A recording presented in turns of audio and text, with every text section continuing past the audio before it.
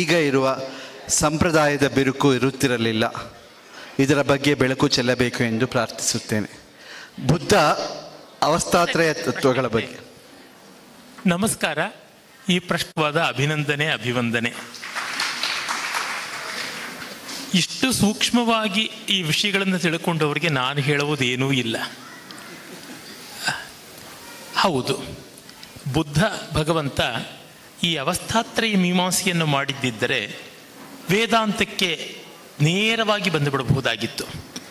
ಏನಾಗ್ಬಿಡ್ತದೆ, ಅವಸ್ಥಾತ್ರಯ ಮೀಮಾಂಸೆ ಶ್ರೀಕೃಷ್ಣ ನಮಗೆ ಕೊಟ್ಟ ಭಗವದ್ಗೀತೆಯಲ್ಲೂ ಆತ ನೇರವಾಗಿ ಹೇಳಿಲ್ಲ. ಅಂದರೆ ನೋಡಿ, ಅವಸ್ಥಾತ್ರಯ ಮೀಮಾಂಸೆ ಅಧ್ಯಾರೋಪ ಅಪವಾದ ಅನ್ನುವಂಥ ಒಂದು ಮಹಾತರ್ಕದ, ಮಹಾಯುಕ್ತಿಯ, ಮಹಾಪ್ರಕ್ರಿಯೆಯ ಒಂದು ಮುಖ್ಯ ಭಾಗ. ಬುದ್ಧನಲ್ಲಿ ಪ್ರತೀತ್ಯ ಸಮುತ್ಪಾದ ಅಂತ ಹೇಳುವ ತತ್ವದಲ್ಲಿ ಈ ಅಧ್ಯಾರೋಪ ಅಪವಾದದ ಒಂದು ಹೊಳಹು ನಮಗೆ ಕಾಣುತ್ತದೆ. ಭಗವದ್ಗೀತೆಯಲ್ಲೂ ಕೂಡ ಅದರ ಸೂಚನೆಗಳು ಕಾಣುತ್ತವೆ. ಆದರೆ ಉಪನಿಷತ್ತಿನಲ್ಲಿ ವಿಶೇಷತಃ ಬೃಹದಾರಣ್ಯಕ, ಆಮೇಲೆ ಚಾಂದೋಗ್ಯ ಮತ್ತು ಮಾಂಡುಕ್ಯ, ಈ ಮೂರು ಉಪನಿಷತ್ತುಗಳಲ್ಲಿ ಕಂಡುಬರುವ ಅವಸ್ಥಾತ್ರಯ ಮೀಮಾಂಸೆ ನೇರವಾಗಿ ಭಗವದ್ಗೀತೆಯಲ್ಲಾಗಲಿ ಬುದ್ಧ ಭಗವಂತನ ತ್ರಿಪುಟಕಗಳ ಉಪದೇಶದಲ್ಲಾಗಲಿ ಕಂಡುಬರೋಲ್ಲ. ಕಂಡು ಬಂದಿದ್ದಲ್ಲಿ, ಒಂದು ಪಕ್ಷದಲ್ಲಿ ಅದು ಹೇಳಿದ್ದಲ್ಲಿ ಈ ಅಂತರ ಮತ್ತೂ ಕಡಿಮೆ ಆಗಿ ಒಂದೇ ಆಗ್ತಾ ಇತ್ತು ಅನ್ನೋದ್ರೊಳಗೆ ಸಂದೇಹ ಕಾಣೋದಿಲ್ಲ. ಇವತ್ತಿಗೂ ಅಷ್ಟೇ ಈ ತತ್ವವನ್ನು ಹಿಡಿದು ನೋಡಿದ್ರೆ ನಮಗೆ ಎಲ್ಲ ತತ್ವಗಳ ಸಮನ್ವಯ ಮಾಡಿಕೊಳ್ಳೋದು ಹೇಗೆ ಅಂತ ಗೊತ್ತಾಗುತ್ತದೆ. ಪ್ರಶ್ನೆ ಕೇಳಿದವರಿಗೆ ಮತ್ತೆ ಮತ್ತೆ ಧನ್ಯವಾದಗಳು, ನಮಸ್ಕಾರ. ನಿಜವಾಗಿಯೂ ತಮ್ಮ ಈ ಒಂದು ಆಸಕ್ತಿ, ಇಷ್ಟು ಜನ ಬಂದು ಕೂತಿದ್ರು ಸದ್ದುಗದ್ದಲಿಲ್ಲದೆ ಕೊನೆಯ ಸಾಲಿನವರೆಗೂ ಇಷ್ಟು ಹೊತ್ತಿಂದ ಕೂತಿರೋದು ನೋಡಿದಾಗಲೂ ಗೊತ್ತಾಗುತ್ತದೆ ತುಂಬ ತುಂಬ ದೊಡ್ಡ ಮನಸ್ಸು, ದೊಡ್ಡ ವ್ಯಕ್ತಿತ್ವ ಇಲ್ಲಿ ಜನಗಳಿಗೆ ಅಂತ. ಅದಕ್ಕಾಗಿ ಮತ್ತೆ ನಮಸ್ಕಾರ. ಹೌದು, ಊಟ ಆದಮೇಲೆ.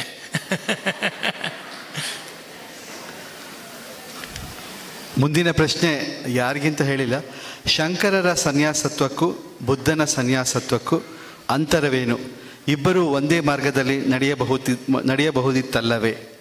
ನಾರಾಯಣರಾವ್ ಮಾನ್ಯ ಅನ್ನೋರು ಪ್ರಶ್ನೆ ಕಳಿಸಿದ್ದಾರೆ. ಸೊಗಸಾದ ಪ್ರಶ್ನೆ. ಬುದ್ಧ ಭಗವಂತ ಕೊಟ್ಟ ಸನ್ಯಾಸದಲ್ಲಿ ಒಂದು ಸೌಲಭ್ಯ ಇದೆ. ಅದು ಒಂದು ದೃಷ್ಟಿಯಿಂದ ನೋಡಿದರೆ ಸೌಲಭ್ಯ, ಮತ್ತೊಂದು ದೃಷ್ಟಿಯಿಂದ ನೋಡಿದರೆ ತೊಡಕು ಅಂತಲೂ ಅನ್ನಬಹುದು. ಯಾವುದೂ ಅಷ್ಟೇನೆ. ಶಂಕರ ಮೊದಲಾದಂತಹ ಯತಿಗಳ ಪರಂಪರೆಯಲ್ಲಿ, ಶಂಕರ, ರಾಮಾನುಜ, ಮಧ್ವ ಇತ್ಯಾದಿಗಳಲ್ಲಿ ಒಮ್ಮೆ ಸನ್ಯಾಸಿ ಆದಮೇಲೆ ಮತ್ತೆ ಅವನು ಗೃಹಸ್ಥಾಶ್ರಮಕ್ಕೆ ಮರಳಿ ಬರುವಂತೆ ಇಲ್ಲ. ಆದರೆ ಬುದ್ಧ ಭಗವಂತ ಏರ್ಪಾಟು ಮಾಡಿದ ಸನ್ಯಾಸದ ವ್ಯವಸ್ಥೆಯಲ್ಲಿ ಮತ್ತೆ ಮರಳಿ ಬರೋಕ್ಕೆ ಅವಕಾಶ ಇದೆ. ಇದು ಒಂದು ರೀತಿ ಒಳ್ಳೆಯದು. ಏನೋ ಆತುರದಲ್ಲಿ ಸನ್ಯಾಸ ತೆಗೆದುಕೊಂಡಿದ್ದು, ದುಡುಕಿ ಸನ್ಯಾಸ ತೆಗೆದುಕೊಂಡಿದ್ದು, ಮತ್ತೆ ಮರಳಿ ಬರೋದಕ್ಕೆ ಒಂದು ಅವಕಾಶ ಇದೆ ಅಂತ. ಆದರೆ ಕೆಲವೊಮ್ಮೆ ಮರಳಿ ಬರೋಕ್ಕೆ ಅವಕಾಶ ಇದೆಯಲ್ಲ ಅಂತ ಏನೂ ಮಾಡ್ಕೊಳ್ಬೋದು, ಹೀಗೂ ಆಗ್ಬಿಡುತ್ತೆ. ಇಬ್ಬಾಯಿ ಕತ್ತಿ ಅಂತಾರೆ, ಎರಡು ಕಡೆಯಲ್ಲೂ ಇರುವಂಥ ಅಲುಗಿನ ಖಡ್ಗ ಅಂತ. ಹಾಗಾಗುತ್ತದೆ. ಆದರೆ ಜ್ಞಾನಿಗಳದು ತಪ್ಪಲ್ಲ, ಅವಕಾಶ ಮಾಡಿಕೊಟ್ಟ ಜ್ಞಾನಿಗಳ ತಪ್ಪಲ್ಲ. ಅದನ್ನು ದುರುಪಯೋಗ ಮಾಡಿಕೊಳ್ಳುವಂಥ ನಮ್ಮಂಥವ್ರು ತಪ್ಪಾಗುತ್ತದೆ. ಹೀಗಾಗಿ ಸನ್ಯಾಸ ಪದ್ಧತಿಯ ದೃಷ್ಟಿಯಿಂದ ನೋಡಿದರೆ ಸನ್ಯಾಸ ತತ್ವವಾಗಿ ದೊಡ್ಡ ವ್ಯತ್ಯಾಸಗಳು ಇಲ್ಲ. ಮತ್ತು ಇವೆಲ್ಲ ಕೂಡ ದೇಶಕಾಲಗಳ ಅಧೀನವಾಗಿ ಬರುವಂಥದ್ದಾಗುತ್ತದೆ. ಈಗ ಬುದ್ಧ ಭಗವಂತ ಕೊಟ್ಟ ಸನ್ಯಾಸ ಪದ್ಧತಿ, ಶಂಕರಾದಿಗಳು ಹೇಳಿದ್ದು, ಮತ್ತು ಆಧುನಿಕ ಕಾಲದಲ್ಲಿ ಸ್ವಾಮಿ ವಿವೇಕಾನಂದರು ವ್ಯವಸ್ಥೆ ಮಾಡಿಕೊಟ್ಟಿದ್ದು, ಅದನ್ನು ಚಿನ್ಮಯಾನಂದರೇ ಮೊದಲಾದವರು ಮುಂದುವರೆಸಿದ್ದು ನೋಡಿದಾಗ ನಮಗೆ ಗೊತ್ತಾಗುತ್ತದೆ ದೇಶ ಕಾಲಕ್ಕೆ ತಕ್ಕಂತೆ ಆ ಸನ್ಯಾಸ ಆಶ್ರಮದಲ್ಲಿಯೂ ಅಷ್ಟೆಷ್ಟು ರೂಪದಲ್ಲಿ ವ್ಯತ್ಯಾಸ ಮಾಡಿರುವಂಥದ್ದನ್ನು ನಾವು ನೋಡ್ತೀವಿ. ಅದು ಬೇಕಾಗುತ್ತದೆ. ಒಟ್ಟಿನಲ್ಲಿ ಸನ್ಯಾಸದ ಮನೋಧರ್ಮ ಏನು ಅಂತಂದರೆ ದೇಹವೇ ನಾನು ಅನ್ನುವ ಭಾವವನ್ನು ಪ್ರತ್ಯೇಕವಾಗಿ ಇಡಬೇಕು ಅನ್ನುವಂಥದ್ದು. ಅದರೊಳಗೆ ಪೂರ್ಣವಾಗಿ ಅವರದರಲ್ಲೆಲ್ಲ ಐಕಮತ್ಯ ಇದೆ ಅಂತ ಗೊತ್ತಾಗುತ್ತದೆ.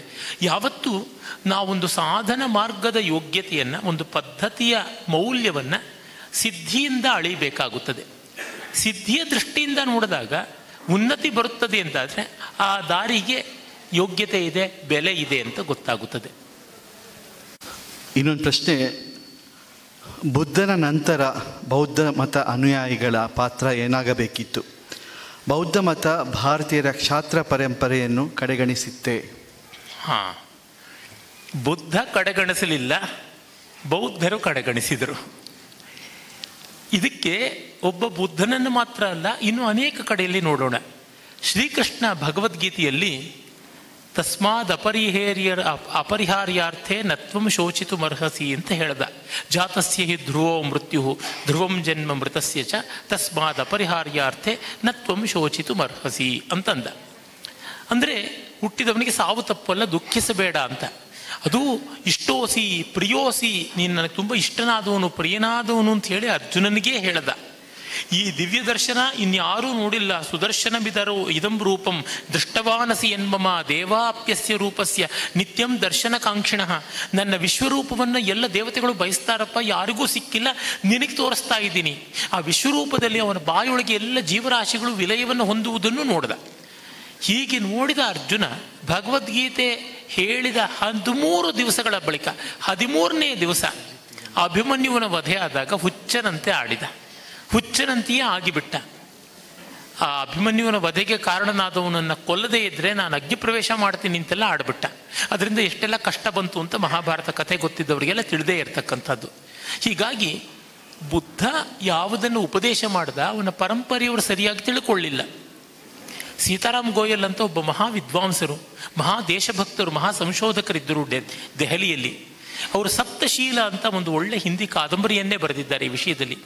ಬುದ್ಧ ಭಗವಂತ ಲಿಚ್ಛವಿಗಳಿಗೆ, ಅಂದರೆ ಈ ಹೊತ್ತು ವೈಶಾಲಿ ಅಂತ ಯಾವುದಿದೆ ಬಿಹಾರದಲ್ಲಿ, ಆ ವೈಶಾಲಿ ಪ್ರಾಂತವನ್ನು ಕೇಂದ್ರವಾಗಿಟ್ಕೊಂಡು ವಜ್ಜಿಗಣ ಅಂತ ಆ ಒಂದು ಗುಂಪು, ಅಲ್ಲಿದ್ದಂಥ ಲಿಚ್ಛವಿಗಳು ಯೋಧರ ಗುಂಪದು, ಕ್ಷತ್ರಿಯರು. ಅವರಿಗೆ ಒಂದು ಉಪದೇಶ ಮಾಡಿದ್ದ. ಅದು ಸಪ್ತಶೀಲ. ಪಂಚಶೀಲ ಹೇಳಿದ್ದಾನೆ ಬುದ್ಧ ಭಗವಂತ, ಸಪ್ತಶೀಲವನ್ನು ಹೇಳಿದ್ದಾನೆ. ಆ ಸಪ್ತಶೀಲದಲ್ಲಿ ಶೂರರಾಗಿರೋದು ಹೇಗೆ, ಪರಾಕ್ರಮಿಗಳಾಗಿರೋದು ಹೇಗೆ, ದೇಶಭಕ್ತರಾಗಿರೋದು ಹೇಗೆ, ಆಯುಧ ಜೀವಿಗಳಾಗಿ ಬದುಕುವುದು ಹೇಗೆ ಅನ್ನೋದೆಲ್ಲ ತಿಳಿಸಿದ್ದಾನೆ.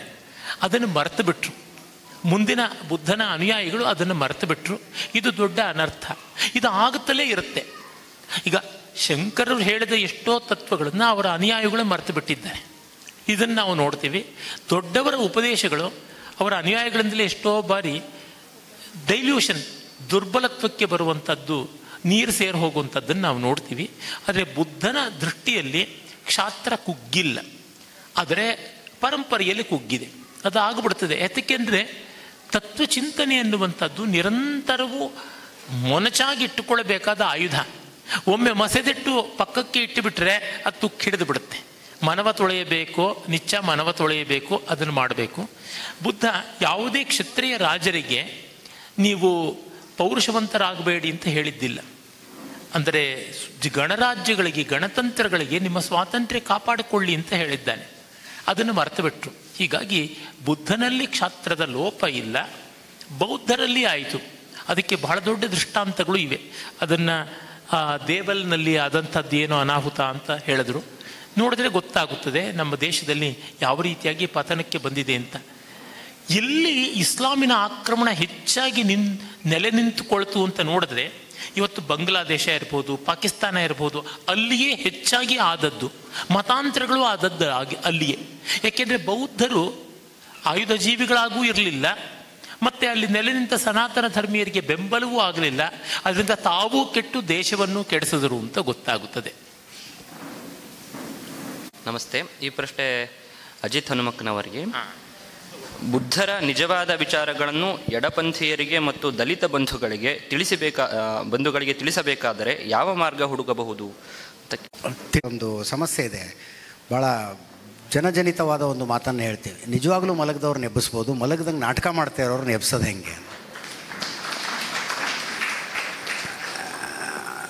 ಇದ್ದದ್ದನ್ನು ಇದ್ದಂತೆ ಯಥಾವತ್ತಾಗಿ ತಿಳಿದುಕೊಳ್ಳಬೇಕು ಅಂತ ಯಾರ್ಯಾರು ಮನಸ್ಸು ಮಾಡ್ತಾರೋ ಎಲ್ರಿಗೂ ಕೂಡ ಸತ್ಯದ ಅರಿವಾಗತ್ತೆ.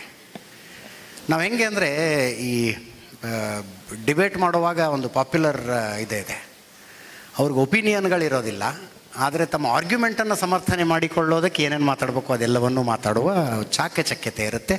ಅವರು ಸಕ್ಸಸ್ಫುಲ್ ಡಿಬೇಟರ್ ಆಗ್ತಾರೆ.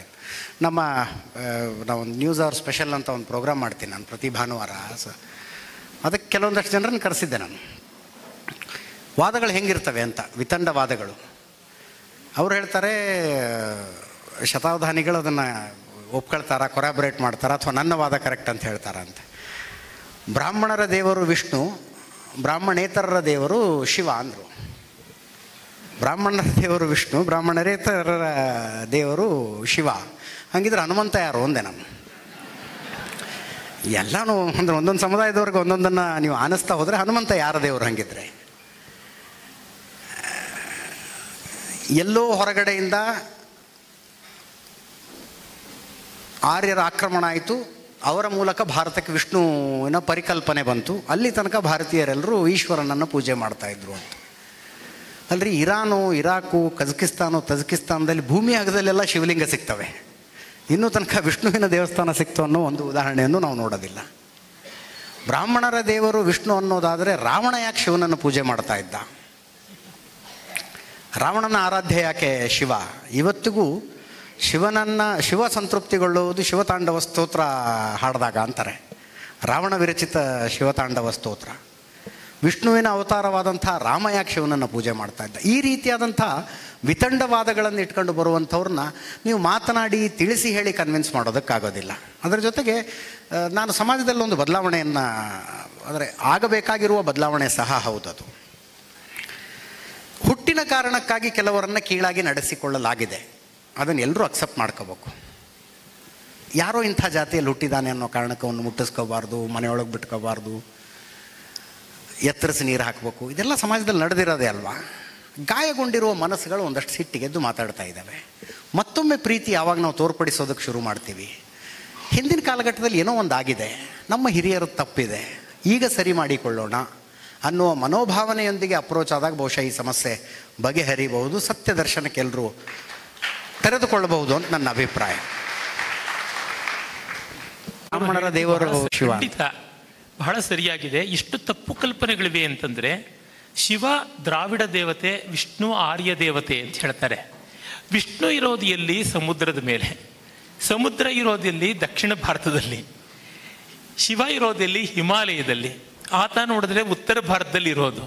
ದ್ರಾವಿಡರ ದೇವತೆ ಆರ್ಯರ ಜಾಗದಲ್ಲಿದ್ದಾನೆ, ಆರ್ಯರ ದೇವತೆ ದ್ರಾವಿಡರ ಜಾಗದಲ್ಲಿದ್ದಾನೆ ಅಂದರೆ ಏನಾದರೂ ಉಂಟೆ? ವಸ್ತುತಃ ಆರ್ಯ ದ್ರಾವಿಡ ಅನ್ನೋದೇ ಬ್ರಿಟಿಷರು ನಮ್ಮ ಒಳಗೆ ಜಗಳ ತಂದಿಡೋದಕ್ಕೆ, ಭೇದ ತಂದಿಡೋದಕ್ಕೆ ಮಾಡಿದ ಕಪಟ ಅಂತ ಲಕ್ಷಾಂತರ ಉದಾಹರಣೆಗಳಿಂದ ತೋರಿಸ್ಬೋದು, ಸಾಕ್ಷ್ಯಗಳು ಇವೆ. ಮತ್ತು ವೇದಗಳಲ್ಲಿ ಶಿವನನ್ನು ಯಥೇಷ್ಟವಾಗಿ ಕೊಂಡಾಡಿರೋದು ಉಂಟು. ಉದಾಹರಣೆಗೆ ಬ್ರಾಹ್ಮಣರಿಗೆ ಅಗ್ನಿರ್ದೇವೋ ದ್ವಿಜಾತೀನಾಂ ಅಂತ ಹೇಳ್ತೀವಿ. ಅಗ್ನಿಯಿಂದಲೇ ಎಲ್ಲವನ್ನ ಆರಾಧನೆ ಮಾಡಬೇಕು ಅಂತ ಅಗ್ನಿಯನ್ನೇ ಶಿವ ಅಂತ ಹೇಳಿದ್ದಾರೆ. ಅಗ್ನಿ ನಮಗೆ ಅನುಕೂಲನಾಗಿದ್ದಾಗ ಶಿವ ಅಂತ, ಉಗ್ರನಾಗಿದ್ದಾಗ ರುದ್ರ ಅಂತ ಹೇಳ್ತೀವಿ. ಅಗ್ನಿಯ ಸೌಮ್ಯ ರೂಪ ಶಿವ. ಅಂದರೆ ನಾವು ಅಡುಗೆ ಮಾಡ್ತೀವಿ, ಚಳಿಯಿಂದ ಕಾಯಿಸ್ಕೊಳ್ತೀವಿ, ಈ ವಿದ್ಯುತ್ತಿನ ರೂಪದಿಂದ ಅಗ್ನಿಯನ್ನೇ ನಾವು ಪ್ರಯೋಜನಕ್ಕೆ ಪಡಿಸ್ಕೊಳ್ತೀವಿ. ಹೀಗೆಲ್ಲ ಆದಾಗ, ಹಾಗಲ್ಲದೆ ಅಗ್ನಿ ಪ್ರಮಾದವಾಯಿತು, ಅಗ್ನಿಯ ದುರಂತ ಆಯಿತು, ವಿದ್ಯುತ್ತಿನಿಂದ ಆಘಾತ ಆಯಿತು ಅಂದರೆ ಅದು ರುದ್ರ ರೂಪ ಅಂತ. ಶಾಂತರೂಪ ಶಿವ, ಘೋರ ರೂಪ ರುದ್ರ ಅಂತ. ಹೀಗೆ ಅಗ್ನಿಯನ್ನೇ ಹೇಳ್ತೀವಿ. ಸೂರ್ಯನನ್ನೇ ನಾವು ವಿಷ್ಣು ಅಂತ ಕರಿತೀವಿ. ಹೀಗಾಗಿ ಭೂಮಿಯಲ್ಲಿ ಯಾವ ದೇವರು ಅಗ್ನಿಯಾಗಿದ್ದಾನೋ ಆತನೇ ಆಕಾಶದಲ್ಲಿ ಸೂರ್ಯನಾಗಿದ್ದಾನೆ ಅಂತ ಹರಿಹರರಿಗೆ ಭೇದವನ್ನೂ ಹೇಳದೇ ಇರತಕ್ಕಂಥದ್ದು ವೇದದಲ್ಲಿಯೇ ಉಂಟು. ಮತ್ತು ಯಜುರ್ವೇದದಲ್ಲಿ ರುದ್ರಾಧ್ಯಾಯ ಅಂತ ಬರುತ್ತದೆ. ಯಜುರ್ವೇದ, ಕೃಷ್ಣ ಯಜುರ್ವೇದ 7 ಕಾಂಡಗಳಲ್ಲಿ ಕೂಡಿರ್ತಕ್ಕಂಥದ್ದು. ಮಧ್ಯದ ಕಾಂಡ ಅದು 4ನೇ ಕಾಂಡ. ಅದರಲ್ಲಿ ಮಧ್ಯದಲ್ಲಿ ಬರತಕ್ಕಂಥ ರುದ್ರಾಧ್ಯಾಯ ಎಲ್ಲರಿಗೂ ಕೂಡ ಪವಿತ್ರವಾದದ್ದು ಅಂತ. ಆ ರುದ್ರಾಧ್ಯಾಯದಲ್ಲಿ ನಮಃ ಶಿವಾಯ ಚ ಶಿವತರಾಯ ಚ ಅಂತ ಒಂದು ಮಂತ್ರ ಬರ್ತದೆ. ಆ ನಮಃ ಶಿವಾಯ ಅನ್ನುವುದು ಇಡೀ ಯಜುರ್ವೇದದ ಮಧ್ಯದಲ್ಲಿರುವ ಪದ ಅಂತ ವಿದ್ವಾಂಸರು ತೀರ್ಮಾನ ಮಾಡಿ ಎಣಿಕೆ ಮಾಡಿ ಹೇಳಿದ್ದಾರೆ. ಯಜುರ್ವೇದವೇ ಒಂದು ಹಾರ ಆದರೆ ಅದರ ಮಧ್ಯದ ಪದಕ ನಮಃ ಶಿವಾಯ ಅನ್ನುವ ಪಂಚಾಕ್ಷರ ಮಂತ್ರ ಅಂತ. ಹೀಗಿದ್ದಾಗ ವೇದವನ್ನು 3 ಹೊತ್ತು ಹೇಳಿಕೊಂಡು ಅದನ್ನು ರಕ್ಷಣೆಗಾಗಿ ಬದುಕುವಂತಿರುವ ಬ್ರಾಹ್ಮಣರಿಗೆ ಶಿವ ದೇವರಲ್ಲ ಅಂತಂದರೆ ಹೇಗೆ? ಅದೇ ತರಹ ದ್ರಾವಿಡರಿಗೆ, ದ್ರಾವಿಡರು ಅಂತ ಪ್ರತ್ಯೇಕ ಯಾರೂ ಇಲ್ಲ, ಅದು ಒಂದು ಜಾಗ. ತಮಿಳುನಾಡು ಧ್ರುವ ದ್ರವಿಳ ಅಂತ ಇಡೀ ದಕ್ಷಿಣ ಭಾರತ ಮರಗಳಿಂದ ತುಂಬಿದ್ರಿಂದ ದಕ್ಷಿಣ ಭಾರತದ ಕಾಡಿಗೆ ದ್ರವಿಳ ಅಂತ ಕರಿತಾ ಇದ್ರು ಅಂತ ಗೊತ್ತಾಗುತ್ತೆ. ಆರ್ಯ ಅಂತಂದರೆ ಉಳುಮೆ ಮಾಡೋದಕ್ಕೆ ಅನುಕೂಲವಾದ ಭೂಮಿ ಅಂತ, ಇಂಡೋ ಗ್ಯಾಂಜೆಟಿಕ್ ಪ್ಲೇನ್ ಅಂತ ಕರೀತಾರೆ. ಅಂದರೆ ಇತ್ತ ಕಡೆ ಗಂಗೆಯಿಂದ ಅತ್ತ ಕಡೆ ಸಿಂಧುವರೆಗಿರುವ ಬಟಾ ಬಯಲು ಜಾಗ. ಇವತ್ತು ಅಷ್ಟು ದೊಡ್ಡ ಒಳ್ಳೆ ಬಯಲು ಜಗತ್ತಲ್ಲೇ ಇಲ್ಲ. ಅದಕ್ಕೆ ಜಗತ್ತಿನ ಅತಿ ಹೆಚ್ಚು ಜನಸಂಖ್ಯೆ ಅಲ್ಲಿಯೇ ಇರತಕ್ಕಂಥದ್ದು. ನದಿಗಳು, ಮೆಕ್ಕಲು ಮಣ್ಣು. ನೀವು ಸ್ಕೂಲ್ನಲ್ಲಿ ಭೂಗೋಳ ಓದುವಾಗ ಜಾಗ್ರಫಿನಲ್ಲಿ ಓದಿಯೇ ಇರತಕ್ಕಂಥದ್ದು ಇದಾಗಿದೆ. ತಮಿಳುನಾಡಿನಲ್ಲಿ, ತಮಿಳಿನ ಅತ್ಯಂತ ಪ್ರಾಚೀನ ಸಾಹಿತ್ಯ, ಸಂಗಮ್ ಸಾಹಿತ್ಯ ನಾನು ಓದಿದ್ದೀನಿ. ಮನೆ ಮಾತು ತಮಿಳಾಗಿದ್ದರಿಂದ ತಮಿಳನ್ನು ಕಲಿತ್ಕೊಂಡು ಓದಿದ್ದೀನಿ. ಅಲ್ಲಿ ಮಾಯೋನ್ ಅಂತ ಮತ್ತೆ ಮತ್ತೆ ವಿಷ್ಣುವನ್ನು ಕೊಂಡಾಡುವುದು ಕಾಣುತ್ತೆ. ವೇದಗಳಲ್ಲಿ ಹೇಳ್ತಕ್ಕಂಥ ಇಂದ್ರನನ್ನು ಕೊಂಡಾಡಿರುವಂಥದ್ದು ಕಾಣುತ್ತೆ. ತಮಿಳಿನ ಎಷ್ಟೋ ಸಾಹಿತ್ಯದಲ್ಲಿ ರಾಜರುಗಳೆಲ್ಲ ಯಜ್ಞಗಳು ಮಾಡಿದ್ರು ಅಂತ ಗೊತ್ತಾಗುತ್ತೆ. ಬ್ರಾಹ್ಮಣರುಗಳಿಲ್ಲದೆ ಯಜ್ಞ ಇಲ್ಲ ಅಂತ ಗೊತ್ತಿದ್ರೆ ತಮಿಳು ಯಜ್ಞ ವಿರೋಧಿ ಹಾಗೆ ಹೀಗೆ ಅಂತೆಲ್ಲ ಅಂತಾರೆ. ವಸ್ತುತಃ ಎಲ್ಲಿಯೂ ಅದಕ್ಕೊಂದು ಸೂಚನೆಯೂ ಸಿಗುವಂಥದ್ದಲ್ಲ. ಇಡೀ ಭಾರತದಲ್ಲಿ ಸಾಮರಸ್ಯ ಇತ್ತು ಅಂತ ಚೆನ್ನಾಗಿ ಗೊತ್ತಾಗುತ್ತದೆ. ಈ ಶಿವಕೇಶವ ಜಗಳ ಎಲ್ಲ ಆಮೇಲೆ ಬಂದಿದ್ದು, ಆದರೆ ಅದಕ್ಕೆ ಮುನ್ನ ಎಲ್ಲಿಯೂ ಇಲ್ಲ. ಇದನ್ನು ಈ ಒಂದು ತಗಾದೆಗಳು, ಸಣ್ಣ ಮನಸ್ಸು ಯಾವಾಗಲೂ ಬಂದು ಬಿಡುತ್ತೆ. ಹಾಗೆ ಬಂದ ಕಾಲದ ತಗಾದೆಗಳನ್ನು ಇಟ್ಟುಕೊಂಡು ಈ ಥರ ಬೆಳೆಸಿದ್ದಾರೆ. ವಿಶೇಷತಃ ಕಾಲ್ಡ್ವೆಲ್ ಮೊದಲಾದ ಮಿಷನರಿಗಳಿಂದ ಅದಾಯಿತು ಅಂತ ಗೊತ್ತಾಗುತ್ತದೆ. ಹಾಗಿದೆ. ಅದರಿಂದ ಅಜಿತ್ ಅವರು ಹೇಳಿದ್ದು ಬಹಳ ಸತ್ಯವಾದ ಮಾತು. ಅದರ ಜೊತೆಗೆ ನೋಡಿ, ಏನೋ ದ್ರಾವಿಡ ದೇವರು ಶಿವ ಅರ್ಥಾತ್ ಶಂಕರ, ಆರ್ಯರ ದೇವರು ವಿಷ್ಣು ಅಂತೆ. ಇದೆರಡನ್ನೂ ವಿರೋಧಿಸಿ ಜೈನ ಧರ್ಮ, ಬೌದ್ಧ ಧರ್ಮಗಳು ಹುಟ್ಕೊಂಡ್ವಂತೆ. ನನಗೆ ವೈಚಿತ್ರ್ಯಗಳು ಹೆಂಗೆ ಕಾಣಿಸ್ತವೆ ಅಂದರೆ, ಅಯೋಧ್ಯೆಯಲ್ಲಿ ರಾಮ ಮಂದಿರಕ್ಕಾಗಿ ಬಡದಾಡಿ ಈಗ ಕಾಶಿ ವಿಶ್ವನಾಥನಿಗಾಗಿ ಬಡದಾಡ್ತಾ ಇರುವ ವಕೀಲರ ಹೆಸರು ವಿಷ್ಣು ಶಂಕರ್ ಜೈನ್ ಅಂತ.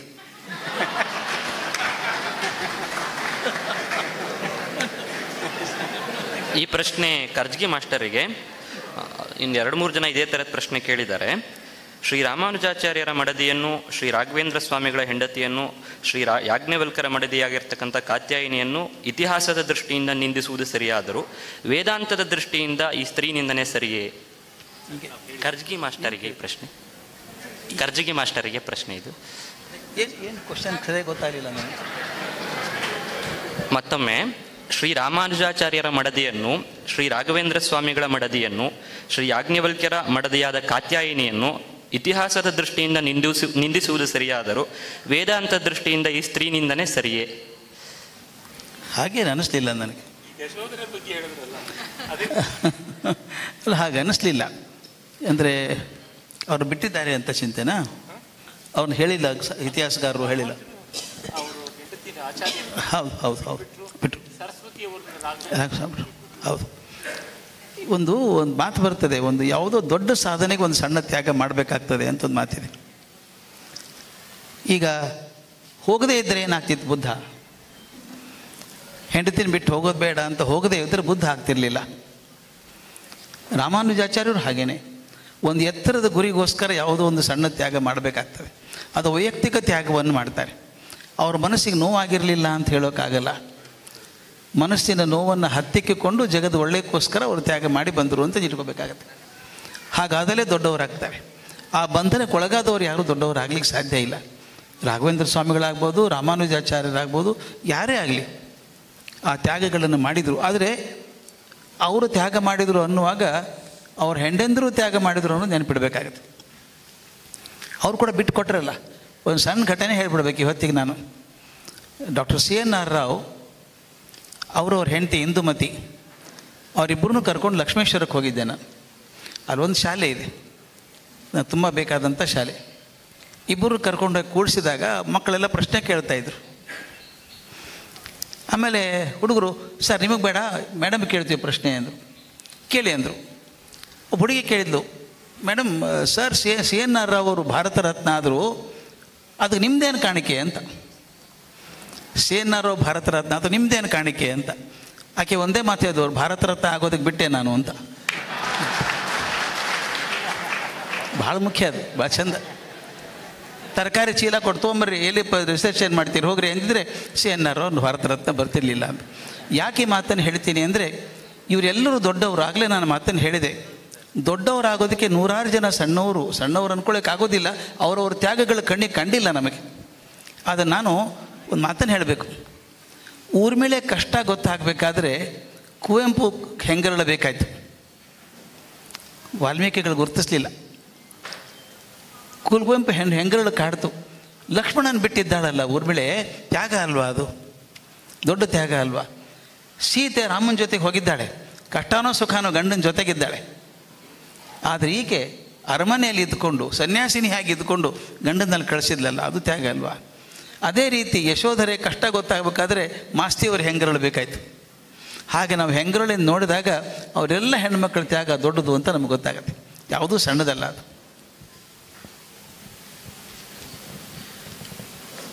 ಮುಂದಿನ ಪ್ರಶ್ನೆ ಯಾರಿಗೆ ಅಂತ ಬರೆದಿಲ್ಲ. ಎರಡು ಪ್ರಶ್ನೆ ಸೇರಿಸಿ ಒಟ್ಟಿಗೆ ಹೇಳ್ತೀನಿ.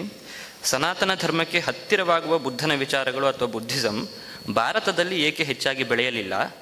ಚೀನಾಗೆ ಹೋದಂತಹ ಬುದ್ಧ ಧರ್ಮ ಅಲ್ಲಿ ಚೆನ್ನಾಗಿ ಬೆಳೆದರೂ ಚೀನಾ ಯಾಕೆ ನಮ್ಮನ್ನು ಅಷ್ಟೊಂದು ದ್ವೇಷಿಸುತ್ತೆ? ಹಾಂ, ಭಾರತದಲ್ಲಿ ಬೌದ್ಧ ಬೆಳೆಯಲಿಲ್ಲ ಅನ್ನೋದು ಒಂದು ತಪ್ಪು ಕಲ್ಪನೆ. ವಸ್ತುತಃ ನಾನು ಭಾಷಣ ಮಾಡುವಾಗಲೇ ಹೇಳಿದೆ, ಶಂಕರರು ಯಾರೂ ಓಡಿಸಲಿಲ್ಲ ಅಂತ. ಉದಾಹರಣೆಗೆ ನಮ್ಮ ಕನ್ನಡ ಲೇಖಕರೇ ಎಷ್ಟೋ ಜನ ಹಸಿ ಹಸಿ ಸುಳ್ಳುಗಳನ್ನು ಬರೆದಿದ್ದಾರೆ. ನಾಗಾರ್ಜುನ ಕೊಂಡದ ಸ್ತೂಪಗಳನ್ನೆಲ್ಲ ಶಂಕರಾಚಾರ್ಯರು ಧ್ವಂಸ ಮಾಡಿದ್ರು ಅಂತ. ಅಲ್ಲಿ ದೇವಾಲಯಗಳು, ಯಜ್ಞವೇದಿಕೆಗಳು ಎಲ್ಲ ಇದ್ದವು ಅಂತಿದೆ. ವಸ್ತುತಃ ಶಾತವಾಹನರು ಎಷ್ಟೆಷ್ಟು ಯಜ್ಞ ಮಾಡಿದ್ರು, ಅಶ್ವಮೇಧ, ರಾಜಸೂಯ, ವಾಜಪೇಯ ಎಲ್ಲ ಮಾಡಿದ್ರು ಅನ್ನೋದನ್ನು ಶಾತವಾಹನರ ರಾಣಿಯರು ಕೂಡ ಶಾಸನ ಮಾಡಿದ್ದಾರೆ. ಆ ಶಾಸನಗಳು ಇವೆ. ಶಾಸನಗಳ ಕೂಡ ಯಾರು ಬೇಕಾದ್ರೂ ಓದಬಹುದು. ಆ ಥರ ಎಲ್ಲ ಇದೆ. ಇಂಟರ್ನೆಟ್ಟಲ್ಲಿ ಒಂದು ಬಟನ್ ಒತ್ತಿದ್ರೆ ನಿಮಗೆ ಅಷ್ಟು ಸಿಗುತ್ತದೆ. ಹಾಗಾಗಿ ಅವರು ಯಾರೂ ಹೋಗಿ ಬೌದ್ಧ ನಾಶನ ಮಾಡಲಿಲ್ಲ. ಎಲ್ಲಿವರೆಗೂ ಬೌದ್ಧ ಇದ್ದೇ ಇತ್ತು ಅನ್ನೋದಕ್ಕೆ ಉದಾಹರಣೆಗೆ ನೋಡಿ, ಪೋರ್ಚುಗೀಸರು ನಮ್ಮ ದೇಶಕ್ಕೆ ಬಂದಾಗಲೂ ಮುಂಬೈ ಹತ್ತಿರ ಕನ್ಹೇರಿ ರಾಮ ಅಂತ ಒಂದಿದೆ. ಕನ್ಹೇರಿ ರಾಮದ ಸಂಘಾರಾಮ ಇದ್ದೇ ಇತ್ತು. ಅದು ಪೋರ್ಚುಗೀಸರು ನಾಶನ ಮಾಡಿದ್ರು ಅನ್ನೋದು ದಾಖಲೆಗಳಿಂದ ಗೊತ್ತಾಗುತ್ತೆ. ಭಾರತ ರತ್ನ PV ಕಾಣೆ ಅಂತ ಮಹಾವಿದ್ವಾಂಸರಿದ್ದರು, ಮುಂಬೈನಲ್ಲಿದ್ದರು. ಅವರು ಹತ್ತತ್ರ 6700 ಪುಟಗಳ ಮಹಾಗ್ರಂಥ ಬರೆದಿದ್ದಾರೆ, ಹಿಸ್ಟ್ರಿ ಆಫ್ ಧರ್ಮಶಾಸ್ತ್ರ ಅಂತ. ಅದು 8 ಭಾಗಗಳಲ್ಲಿ 5 ಸಂಪುಟಗಳಲ್ಲಿವೆ. ಅಲ್ಲಿ ನೋಡಿದ್ರೆ ಕೊನೆಯ ಸಂಪುಟದಲ್ಲಿ ಗೊತ್ತಾಗುತ್ತದೆ ಇವೆಲ್ಲ ವಿಷಯಗಳನ್ನು ಬರೆದಿದ್ದಾರೆ. ಹೀಗಾಗಿ ಬೌದ್ಧವನ್ನು ಯಾರೂ ಇಲ್ಲಿಂದ ಹೊರದೂಡಲಿಲ್ಲ. ಅಷ್ಟೇಕೆ ತುಂಬ ಜನಕ್ಕೆ ಒಂದು ಗೊತ್ತಿಲ್ಲದ ವಿಷಯ, ಆದರೆ ಅವರು ನಮ್ಮ ಶ್ರೀಕಾಂತ್ ಅವರು ಹೇಳಿದ್ರು ಇವತ್ತು. ಅವರು ನಾಲಂದ ವಿಶ್ವವಿದ್ಯಾಲಯದಲ್ಲಿ ಬರೀ ಬೌದ್ಧವನ್ನು ಮಾತ್ರ ಪಾಠ ಮಾಡ್ತಾ ಇರಲಿಲ್ಲ, ಅಲ್ಲಿ ವೇದಗಳನ್ನು ಪಾಠ ಹೇಳ್ತಾ ಇದ್ರು, ಇತಿಹಾಸಗಳನ್ನು, ಬೇರೆ ಬೇರೆ ನ್ಯಾಯ, ಸಂಖ್ಯಾ ಇತ್ಯಾದಿ ಶಾಸ್ತ್ರಗಳನ್ನು ಕೂಡ ಪಾಠ ಹೇಳ್ತಾ ಇದ್ರು. ಅದಕ್ಕೆ ಬರೀ ಬೌದ್ಧರು ಮಾತ್ರ ಕಾಣಿಕೆ ಕೊಡ್ತಾ ಇರಲಿಲ್ಲ, ಎಲ್ಲ ಹಿಂದೂ ರಾಜರು ಕೊಡ್ತಾ ಇದ್ರು. ಅದು ನಮ್ಮ ವಿಶ್ವವಿದ್ಯಾಲಯ ಅಂತ. ಇವತ್ತು ಹೇಗೆ ಅಮೆರಿಕಾದಲ್ಲಿಯೋ ಅಥವಾ ಇಂಗ್ಲೆಂಡ್ನಲ್ಲಿಯೋ ಇರುವ ವಿಶ್ವವಿದ್ಯಾಲಯಗಳೇ ನಮ್ಮವರೆಲ್ಲರೂ ಹೋಗ್ತಾರಲ್ಲ, ಹಾಗೆ ಇಲ್ಲಿಗೆ ಬಂದು ಓದಬೇಕು ಅಂತ ಬೇರೆ ಬೇರೆ ದೇಶಗಳವರೆಲ್ಲ ಅಂದುಕೋತಾ ಇದ್ರು. ಪಾಹಿಯಾನ್, ಇತ್ಸಿಂಗ್ ಮೊದಲಾದವರೆಲ್ಲ ಬರೀತಾರೆ, ನಮಗೆ ಇಲ್ಲಿಗೆ ನೇರವಾಗಿ ಬಂದು ಆ ವಿಶ್ವವಿದ್ಯಾಲಯದಲ್ಲಿ ಓದೋದಕ್ಕೆ ಸ್ವಲ್ಪ ಕಷ್ಟ, ಸಂಸ್ಕೃತ ಮೊದಲಾದನ್ನು ಕಲ್ತ್ಕೊಳ್ಬೇಕು ಅಂತ ಅವರು ಹೋಗಿ ಬಲಿದ್ವೀಪ, ಇವತ್ತಿನ ಬಾಲಿ ಅಂತ ಕರೀತಾರೆ, ಯವದ್ವೀಪ, ಜಾವಾ ಅಂತ ಕರೀತಾರೆ, ಸುವರ್ಣದ್ವೀಪ, ಥೈಲ್ಯಾಂಡ್, ಇಲ್ಲಿಗೆಲ್ಲ ಹೋಗಿ ಅಲ್ಲಿ ಸಂಸ್ಕೃತ ಸ್ವಲ್ಪ ಕಾಲ ಕಲ್ತ್ಕೊಂಡು ಆಮೇಲೆ ಇಲ್ಲಿಗೆ ಬರ್ತಾ ಇದ್ವಿ ಅಂತ. ಈಗೆಲ್ಲ ಅಮೇರಿಕಾಗೆ ಹೋಗ್ಬೇಕಾದ್ರೆ ಟೋಫುಲ್ ಎಕ್ಸಾಮಿನೇಷನ್ ಮಾಡಬೇಕು ಅಂತ, ಇಂಗ್ಲೀಷ್ ಭಾಷೆ ಚೆನ್ನಾಗಿ ಬರುತ್ತಾ ಇಲ್ವಾ ಅಂತ ತಿಳ್ಕೊಳ್ಳೋದಕ್ಕೆ ಒಂದು ಪರೀಕ್ಷೆ ಮಾಡಬೇಕು ಅಂತ, ಹಾಗೆ ಅಲ್ಲಿ ಸಂಸ್ಕೃತ ಪರೀಕ್ಷೆ ಮಾಡ್ಕೊಂಡು ನಾವು ಬರ್ತಾ ಇದ್ವಿ ಅಂತೆಲ್ಲ ಬರೆದಿದ್ದಾರೆ. ಹೀಗಾಗಿ ಅಲ್ಲಿಗೆ ಎಲ್ಲ ಕಡೆಯಿಂದಲೂ ಬರ್ತಾ ಇದ್ರು, ಎಲ್ಲ ಶಾಸ್ತ್ರಗಳನ್ನು ಕಲಿಯುತ್ತಿದ್ರು, ಬರೀ ಬೌದ್ಧಕ್ಕೆ ಮಾತ್ರ ಇರಲಿಲ್ಲ. ಹೀಗಾಗಿ ನಾವು ನೋಡಿದಂತೆ ಅಷ್ಟು ಇತ್ತು.